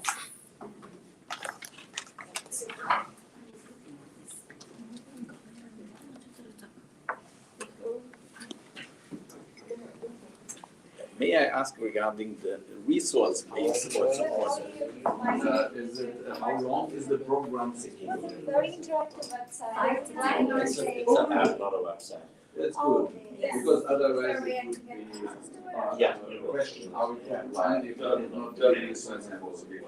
That's such a good observation because the only way this can work is if it's done through a long-standing program. Exactly. That's a good thing. And the other thing, Hello. Nice to meet you. Nice to meet you. No, we already met you. But we'll delight to host you here. Oh, this is fantastic. Yeah. It's a beautiful pleasure. Even though this morning was very cold. It was cool, it's nice to meet you. Are you in Nairobi? So you're here for the big meeting? We're here for the big meeting, so I was watching it online. Okay. Yeah. So, yeah, it's quite good, and I think they've done the opening section now, so I think I'm getting some. Yeah. But we're really delighted to have you here and for this partnership. Good. Yeah, very, very good as well. I got a picture with both of you. Oh, yes, yes.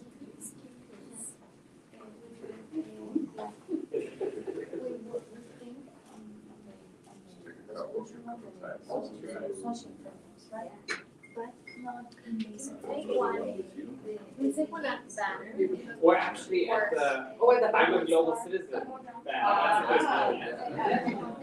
And also, it was a good program with the. Oh, yeah. Yeah.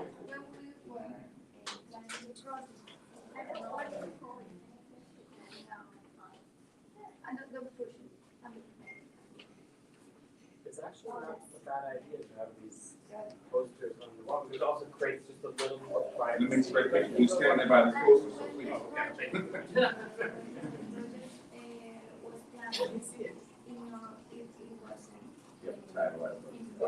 But let's do one out here. Yeah.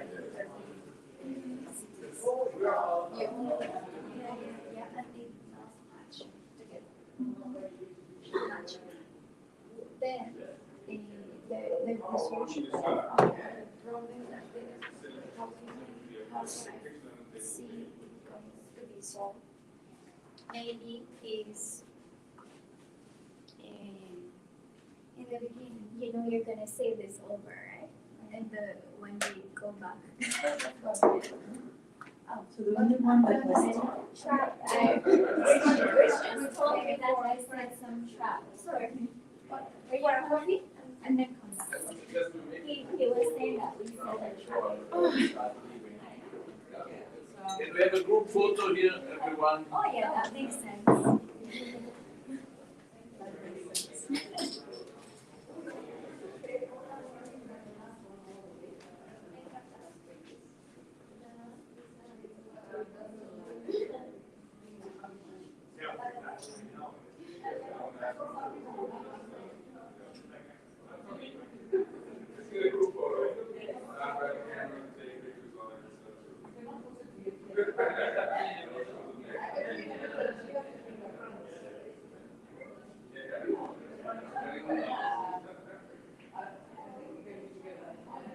I'll take pictures for you. I'll take pictures. See, go on mine.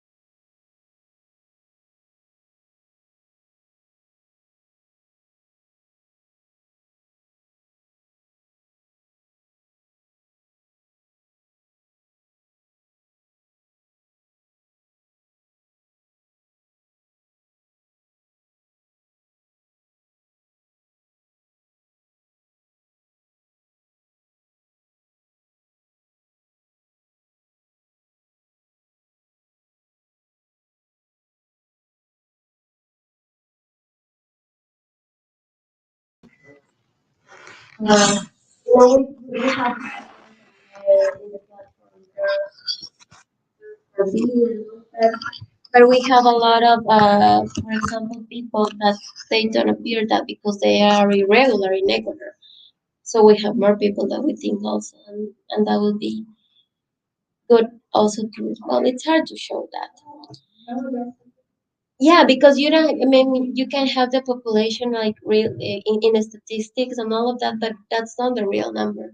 That's not the real number, and it happens in Ecuador, for example, with Venezuelan people, and I'm sure it happens to other people. For example, the United States, you don't know how many migrants irregular there are. And things can change like that. For example, yeah. Yeah, with COVID-19, for example, in Ecuador, there were a lot of Venezuelan people that went back to Venezuela, for example, because they didn't get good opportunities in Ecuador. Uh, and for example, also in talking about LGBTQ population, it is also hard to have real numbers because, for example, in order to avoid discrimination and violence, there are a lot of people that they don't tell that they are, for example, homosexuals or lesbian or bisexual, and they just say that they are heterosexual. They need to find like safe spaces in order to tell that, because if not, if you don't feel secure, you're not gonna tell that. You're not gonna tell that.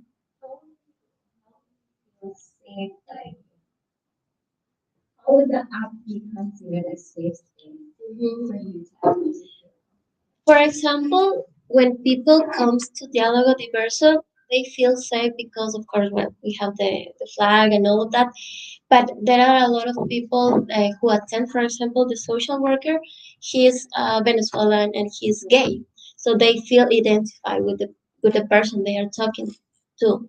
I mean that makes the opportunity them to talk more about themselves. He's like, yeah, hey, I'm a migrant too, and I live this, and also I'm a gay person, and it's like more a confidence question. And also, what I think about, for example, migrants and refugee people, especially, they don't have like too much money. They also really don't know, for example, what an LGBTQ person is. How we're gonna represent that if we don't know? You know what I mean? It's crazy. Yeah.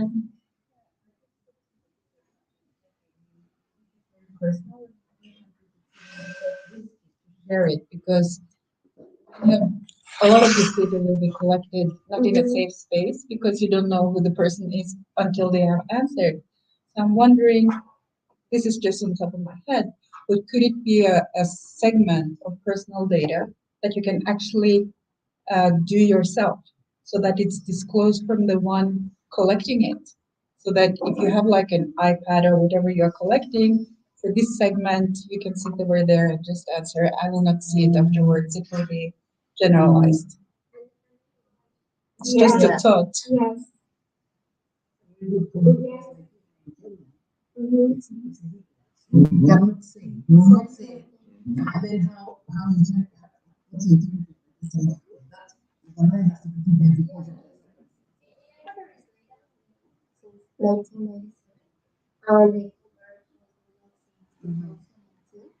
But we still have some problems. For example, 2 weeks ago there was a trans woman, then I mean, trans woman. She just went to the hospital in order to receive attention, and she was discriminated just because being Venezuelan and also for being trans. So it was really crazy. The hospital and the police, I mean, health also didn't do anything, and there was just like a little march and in order to talk about that. But it's something that happens. It's something that happens. If you go to a public institution, if you're a trans person, they don't know how to treat you. You might be a woman trans, a trans woman, but they are gonna treat you like a man. So we don't have sensibility. We don't have like real commitment about that. Even services. Nothing. Mm-hmm. Mm-hmm. Issue when you can actually put in a very embarrassing and unsafe situation. So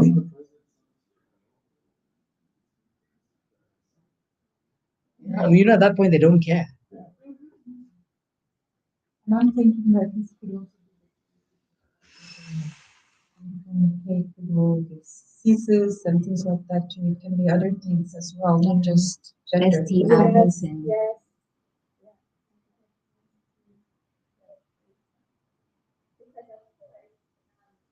All these will be right when you get to the cleaning and analysis and all of that. But before that step, right, You have to related to a protect. person. Yes, you have to protect. Yes. I know. So these things I was not thinking of. These are fresh. right.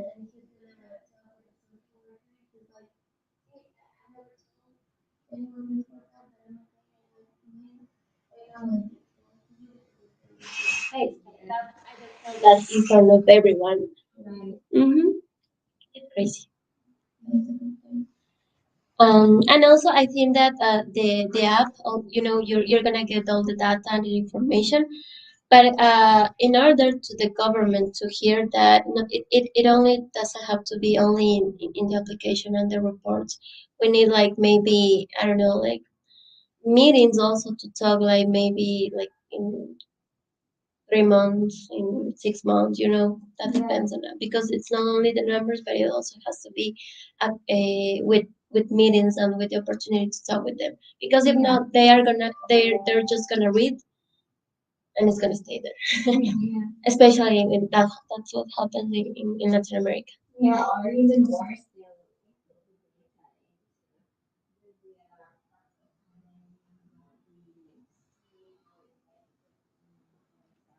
Yeah. That's right. So like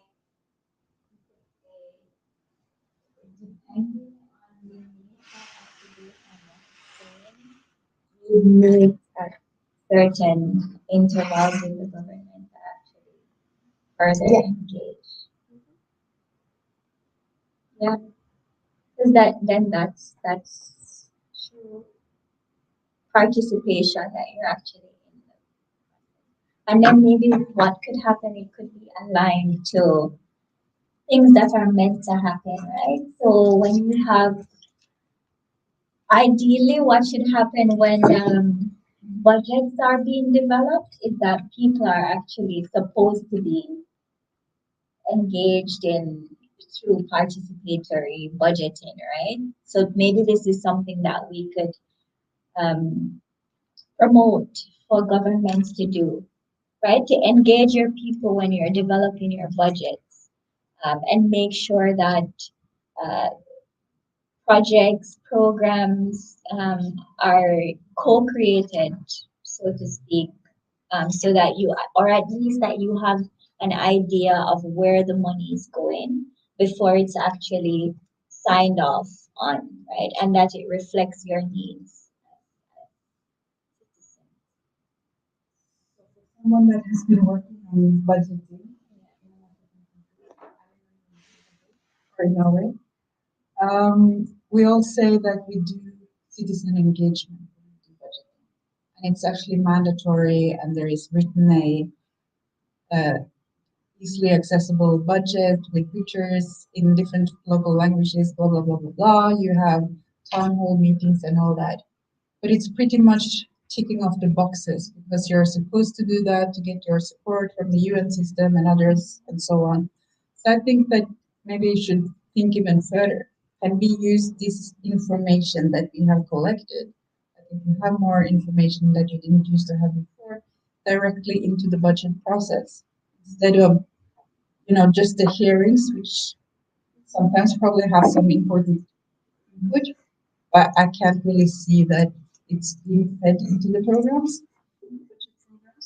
So I think if this work is being done, there should be a meeting with the government. This is what we found. How will you follow up? Whether that is with civil society going there or with the UN going there, I don't know. But don't leave it to another consultation. That's what's meant to happen. That this data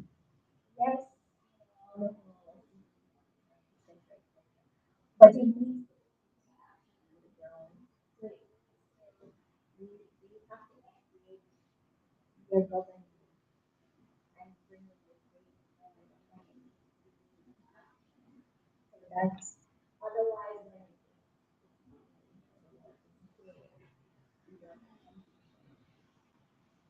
so that's and then the meetings that make sense.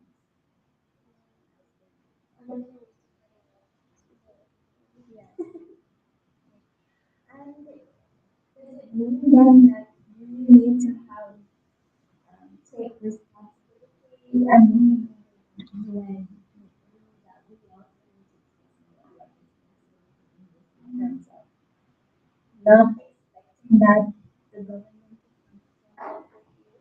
but also being proactive to encourage that because sometimes they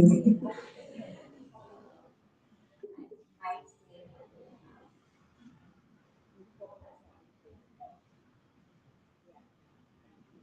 blind.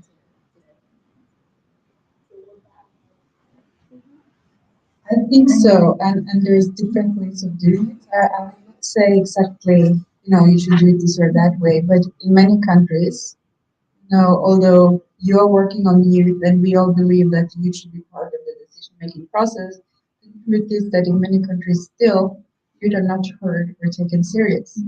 So you come to their doorstep, they will do a group photo, put it on whatever. Really listen. Yeah.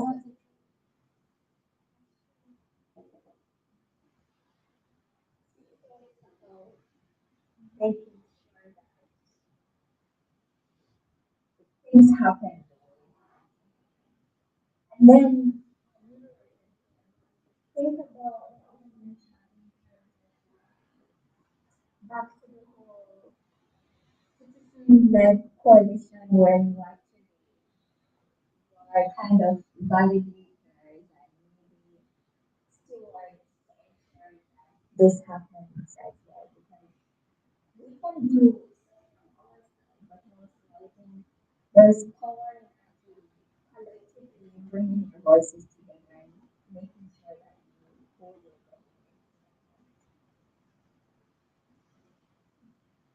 So it's not just but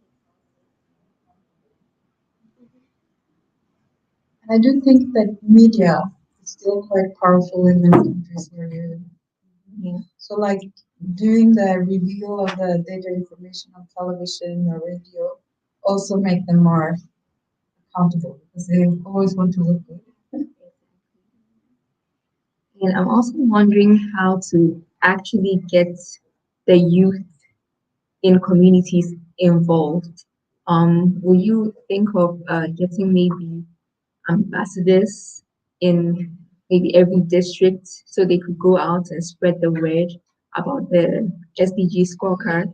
So they can actually put in their voices and put in their perspectives and perceptions online so you get the information because I'm just thinking how the ordinary Ghanaian will get this information, get to know about the SDG scorecard and actually participate in it. So just to sort of localize this, I think that maybe you should consider getting maybe ambassadors for maybe a city, every region, every city, just to put the word.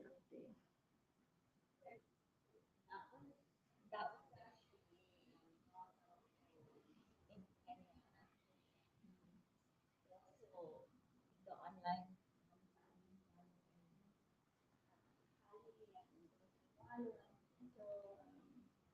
and also from your group as well.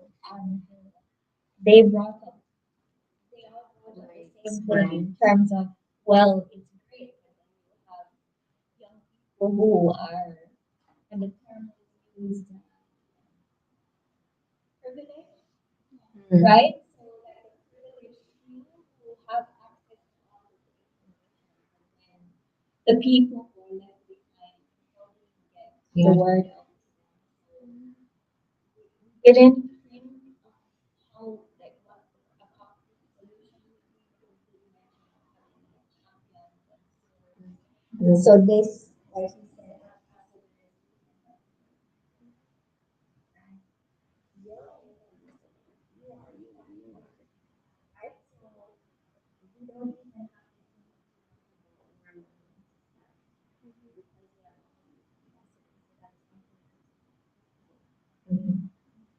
But I have a question to your boss. So how coordinated is this with the other UN agencies? I know that SDG cities are now going to be under UN Habitat and like the local level program.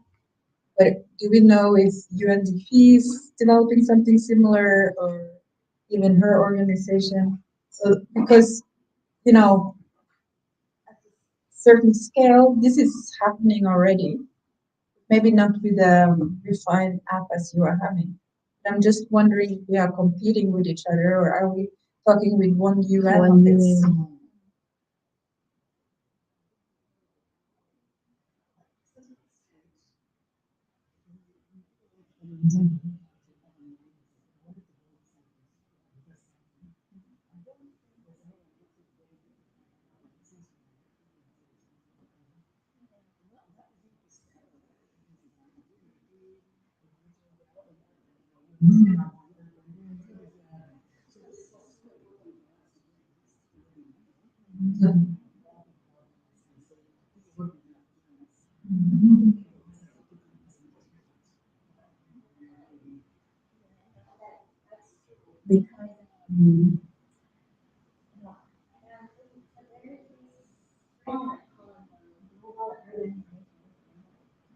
Which is accumulation of all the all the indicators that um, an urban setting to it, right?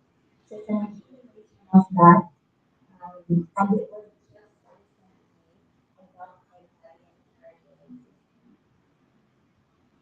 So a lot of a lot of the indicators that we will have in here will actually form, or maybe I should say, the data will will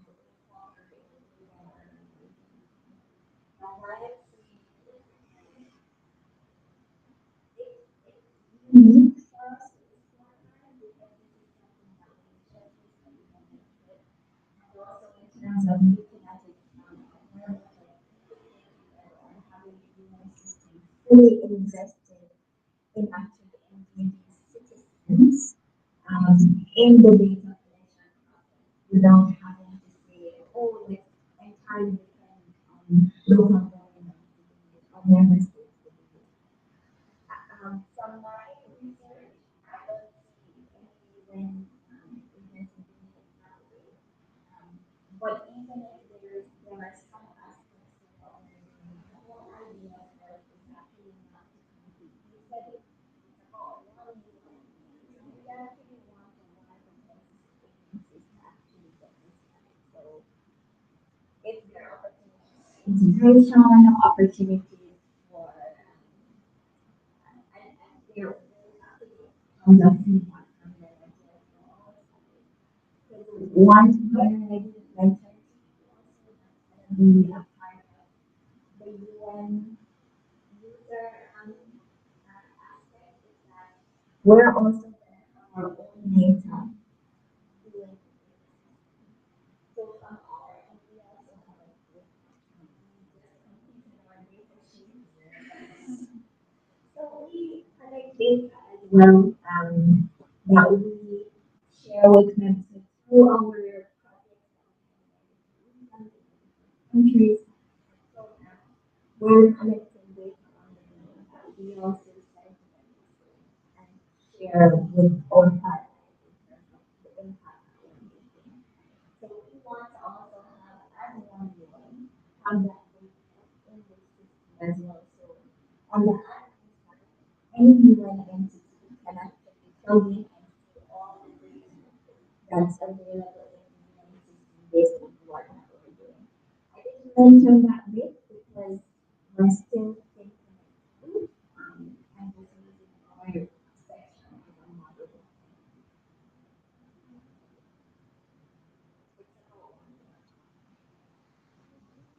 Ask,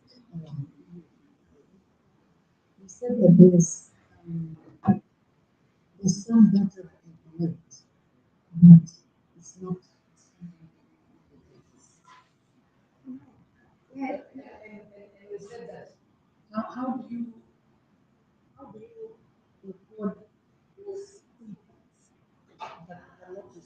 into this particular indicator? Yeah, actually, I said that KPIs. Sometimes when we because we have the KPIs based on the child on the works. Yes, But sometimes the benefit of the program it's more is than more than yes. like these indicators. Yes. Like something like that. And it's not the impact of the program, but it's not related based that we have to make the program because and those like and also the And I'm just trying to think. Okay. Those things.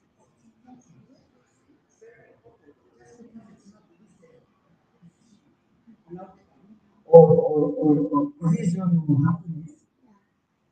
How can we not lose that situation? um, somebody was asking about what when in the beginning of the programs,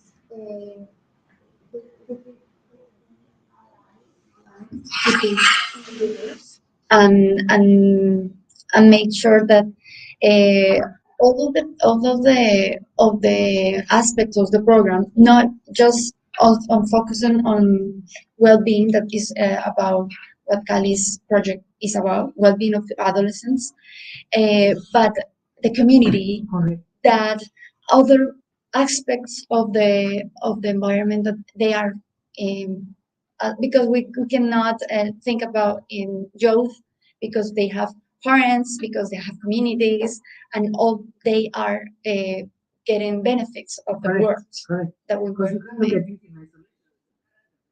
Yes. It's hold on. Yeah. So it's the whole community. So Yeah. maybe there should be a way to get a baseline. Not just something like that.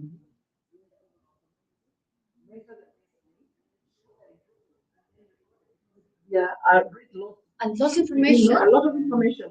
So if you lost that, it would be a wasted. Yes.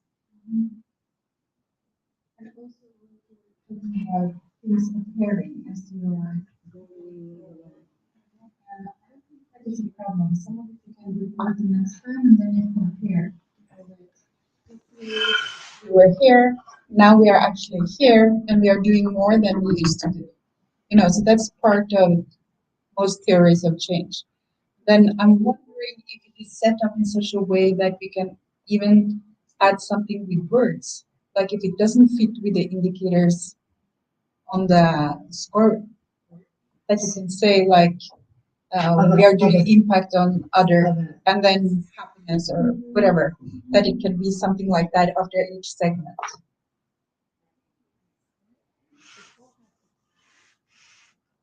Not KPIs, well, impacts that are not already there.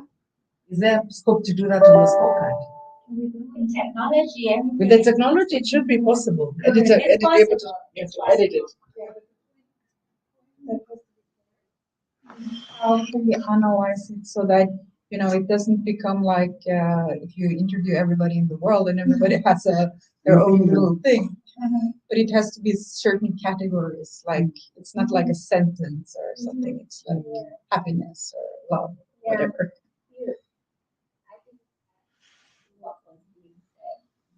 Like just for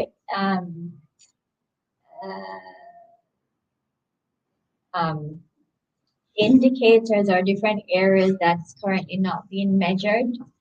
Like you said, you have to have like a system, like it has to be a logic for the system to be able to analyze it. So once we create like a logic and have data points in terms of what we're going to collecting data on, then it's So our point was, I was asking, sorry, originally, is that if there are impacts that they find that are not weren't defined in the beginning, but then they are finding that there's an impact on certain other categories. This is where he said, is it possible to add? So you can show that maybe the youth have been impacted in this way, but not only the youth, the parents or the community. So how do you measure that impact? So there is a domino effect, but we don't want to lose that. We want to capture it to say, as a result of this intervention, then there has been benefits to over and above what the intended was. So, do you remember when I was showing you the project section? We had information that said on the projects you had data and you had report. The report section, what it will actually report on will be an analysis of the data, yes. So you can analyze the data just from the collection process that you've gone through. But the project reporting is a different element because the data that you've collected is not the project report. That's just an aspect, right? It's the results that you've captured based on your output, right? But then the outcome is truly and really captured in a dynamic way when you have your project reports. So things like, for example, like what you just mentioned, Angela, would be included in your project report. I think the problem is that if it's not a requirement from the beginning, how do you? It doesn't matter. It doesn't matter because yeah. projects are evolving. Projects are very fluid, right? Good. So it's gonna evolve, it's gonna take shape, and so that's why you have your project reports and you have the data that you analyze. Right. How often? Because we have still 8 years left. It's not like we are going to do this once. No, it has to be no. done several times. And that's where you pick up the late coming impact. Yeah. And then I believe that once you have your data and start analyzing it and you see here is something that has really changed, what can it be? Then you go out with questionnaires or deep interviews. So you can't just base it on quantitative data. You have to add the qualitative data as well to really understand your data. Which doesn't mean that you have to go out and interview everybody again, but it means where you have data that you don't understand or that is significantly different from your last collection. You can support it with that.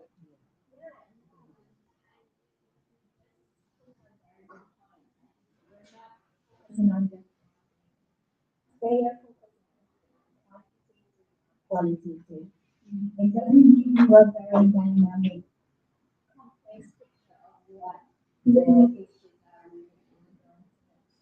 We're looking at different types of data and also because there are certain data that are included to collecting the data. There are others where you know it's approach, right? And so we're looking at all those creating tools that would actually fit the type of data. And it's meant to be done under the context it's going to be messy and be where we say X number of projects in Colombia, X number of projects in Ghana, X number of projects in India. That's the approach that we have to take because we can't say, oh, let's open it to the. We can open the perception-based aspect, definitely, but the other aspect it can't function. If I may also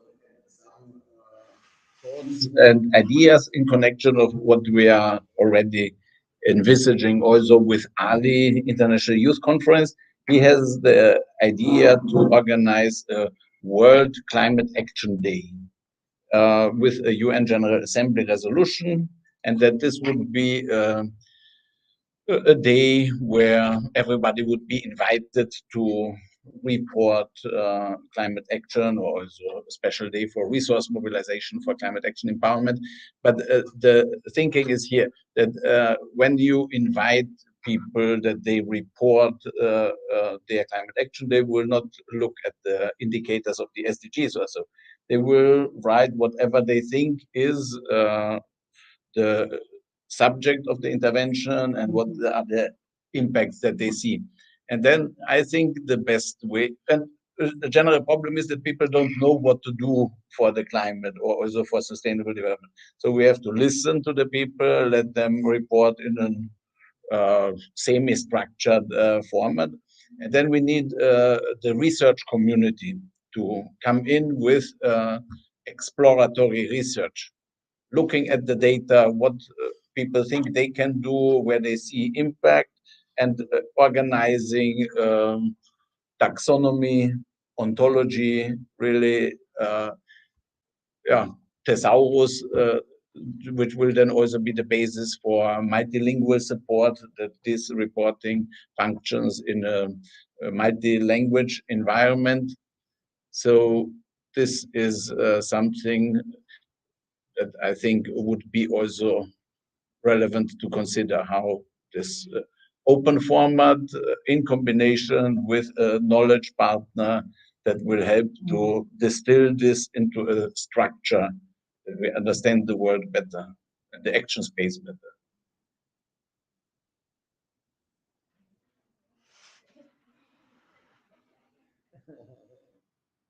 No, this is why we have these conversations and these workshops, because every time we have these, or whether it's online or offline, there's always like really new, right, ideas.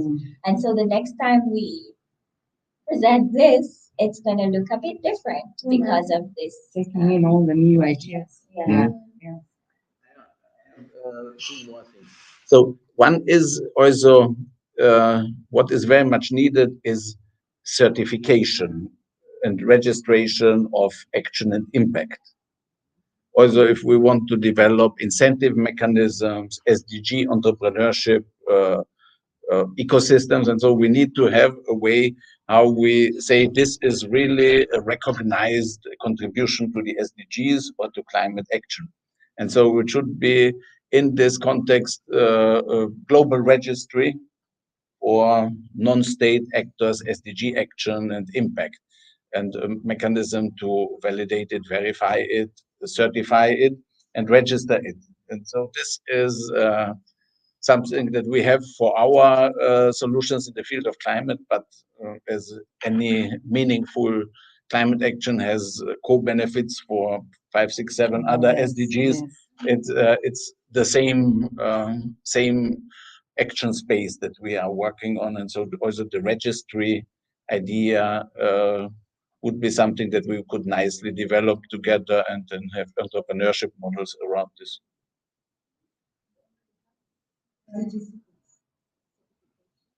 Is there a certification inside? Okay, perfect. Then that's wonderful. Yeah.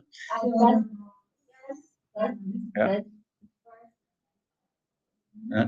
And then there's another element here for developing the tools, because we are also now working on our NFT marketplace, blockchain-based digital assets marketing, because all these actions and outcomes, they can be framed as digital assets in order to then be able to organize SDGs entrepreneurship around this. And there are, for open source projects, there are GitHub repositories where people are putting the description of their projects, their software solutions, and others can be invited and come in and make.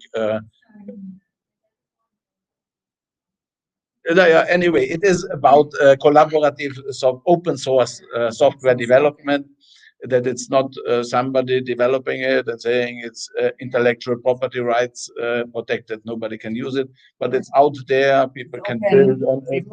Yeah. And so that such kind of solution could benefit from this open source approach, because then others would say, oh, we have a module which you could connect to your thing.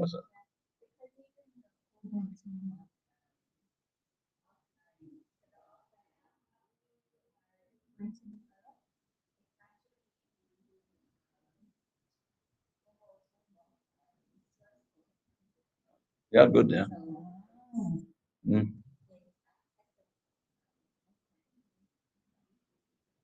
Before we go any further, I actually want to recognize it's actually from Healthy Cities for Adolescents program. It's conducted in Boston. If you can introduce it. Met most of you yesterday and the last few days, but we wanted to get down here to see this excellent. I'm sorry that we couldn't get here sooner, but hearing just kind of like the final thoughts has been already very cool. I haven't heard from one person. Yeah, I She knows that. So I'll be working on a lot of grant proposals. So I have a question. The grant proposals involve a lot of epidemiological studies. So can this app have an access to conduct studies exclusively, as in like promoting behavior? Writing and developing this grant, we need sudden volunteers from this area. So, is there a way like you can sign them up and like ask their perspective on behavioral issues through this?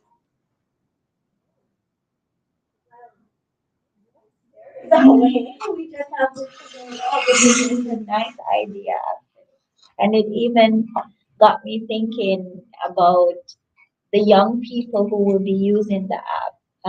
A lot of them will be young professionals and also using their expertise to help with this kind of process. Might be useful. Okay, I'm glad that we're recording everything as I'm not able to write. I'm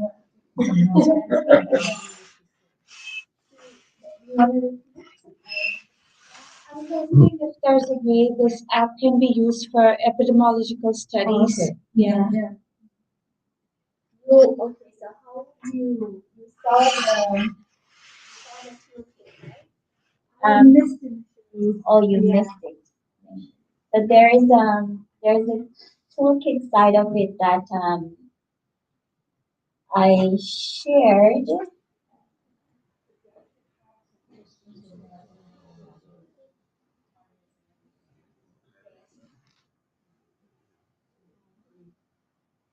In Go. Yes. So I'm thinking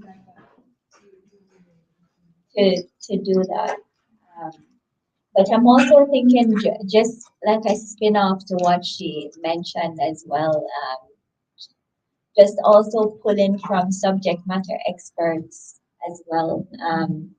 Because exactly. So can you imagine you have tons of research coming from great universities, whether it's at PhD or master's level, with just information and data about background, because you need background knowledge when you're writing certain proposal. It's very technical. So what if the people who will provide this kind of expertise are young professionals who are university students, for example, right? Who are doing research in this particular field? Would that be helpful? It would be Something great like that. to like network with them and get like proper standards. Yeah, I assume there is like an option for adding the There contributed. would- So yeah. Folder by looking at just also data that's coming from the specific indicators as well around that We don't want Okay. Yes. So there has to be a certain amount of time, and there is still research being done that can do the deep dive. Yes. So this app can't aim at covering absolutely everything. So we have to be realistic. Yeah. I want to come with an input that I think is realistic, which is very, very basic. But this is also nothing. Something. Yeah. No, I didn't say that that particular one was unrealistic. All I'm saying is that we are also bringing on so many ideas. That's some of them. That, so that was a general. Yeah. I listened to this point,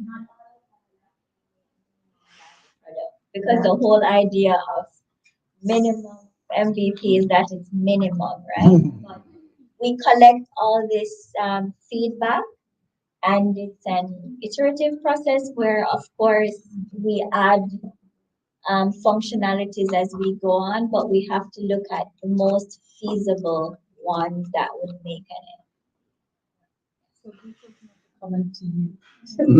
Sure. Yeah.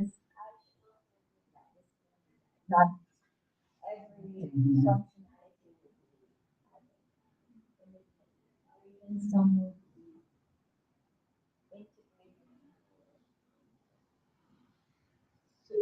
I want to point at something you mentioned when we did your presentation. You said that these colors doesn't work for us, right?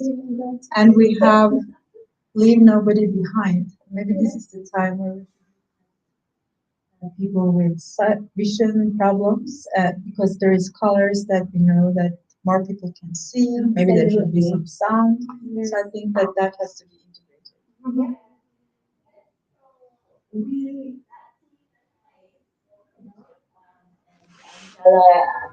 is going to be leading that is we have to focus on these things, right? Colors, text,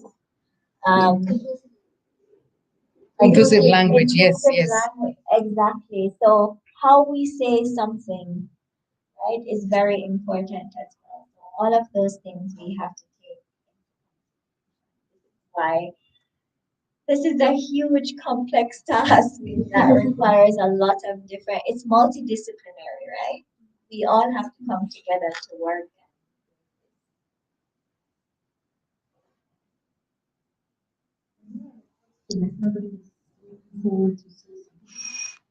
So you also mentioned in your presentation that there will be a number of articles, it will be a lot of things that will be available on the app. And I'm wondering, because we are so many, general information, because, you know, we are also working with is it called global shifters and this and that. And I'm just wondering when we are going to have time to sit on all these different apps and look at it, if it's already on your website. Yeah. So I'm just wondering why you want to put it there. It's more kind of specific to a particular project. So let's say, for example, if it's something that's really technical, but can actually be valuable to you, maybe writing that proposal, like you said, for example, or understanding the approach to take, or the best approach to take to actually collect this data in your community. So we're not going to be crawling data from our articles from every single place, but I feel that some of the indicators or projects that are more technical requires, let's say we know of very important piece of journal or information or something that's really valuable to a specific understanding a specific data. And also we have modules for specific indicators as well. I think those things give you a better background understanding of what, but not to crawl. It takes a lot of space. Okay. Any more comments? Anyone? Even you, Rich. I know you're quiet behind the cameras, but even you.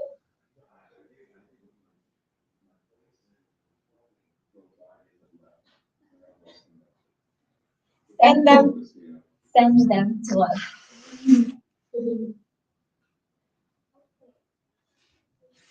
Comfortable with the feedback that we've given, and can we take a break now, maybe for lunch? I don't know about anyone else. Kate is Hayati, join us. Well, we started an hour.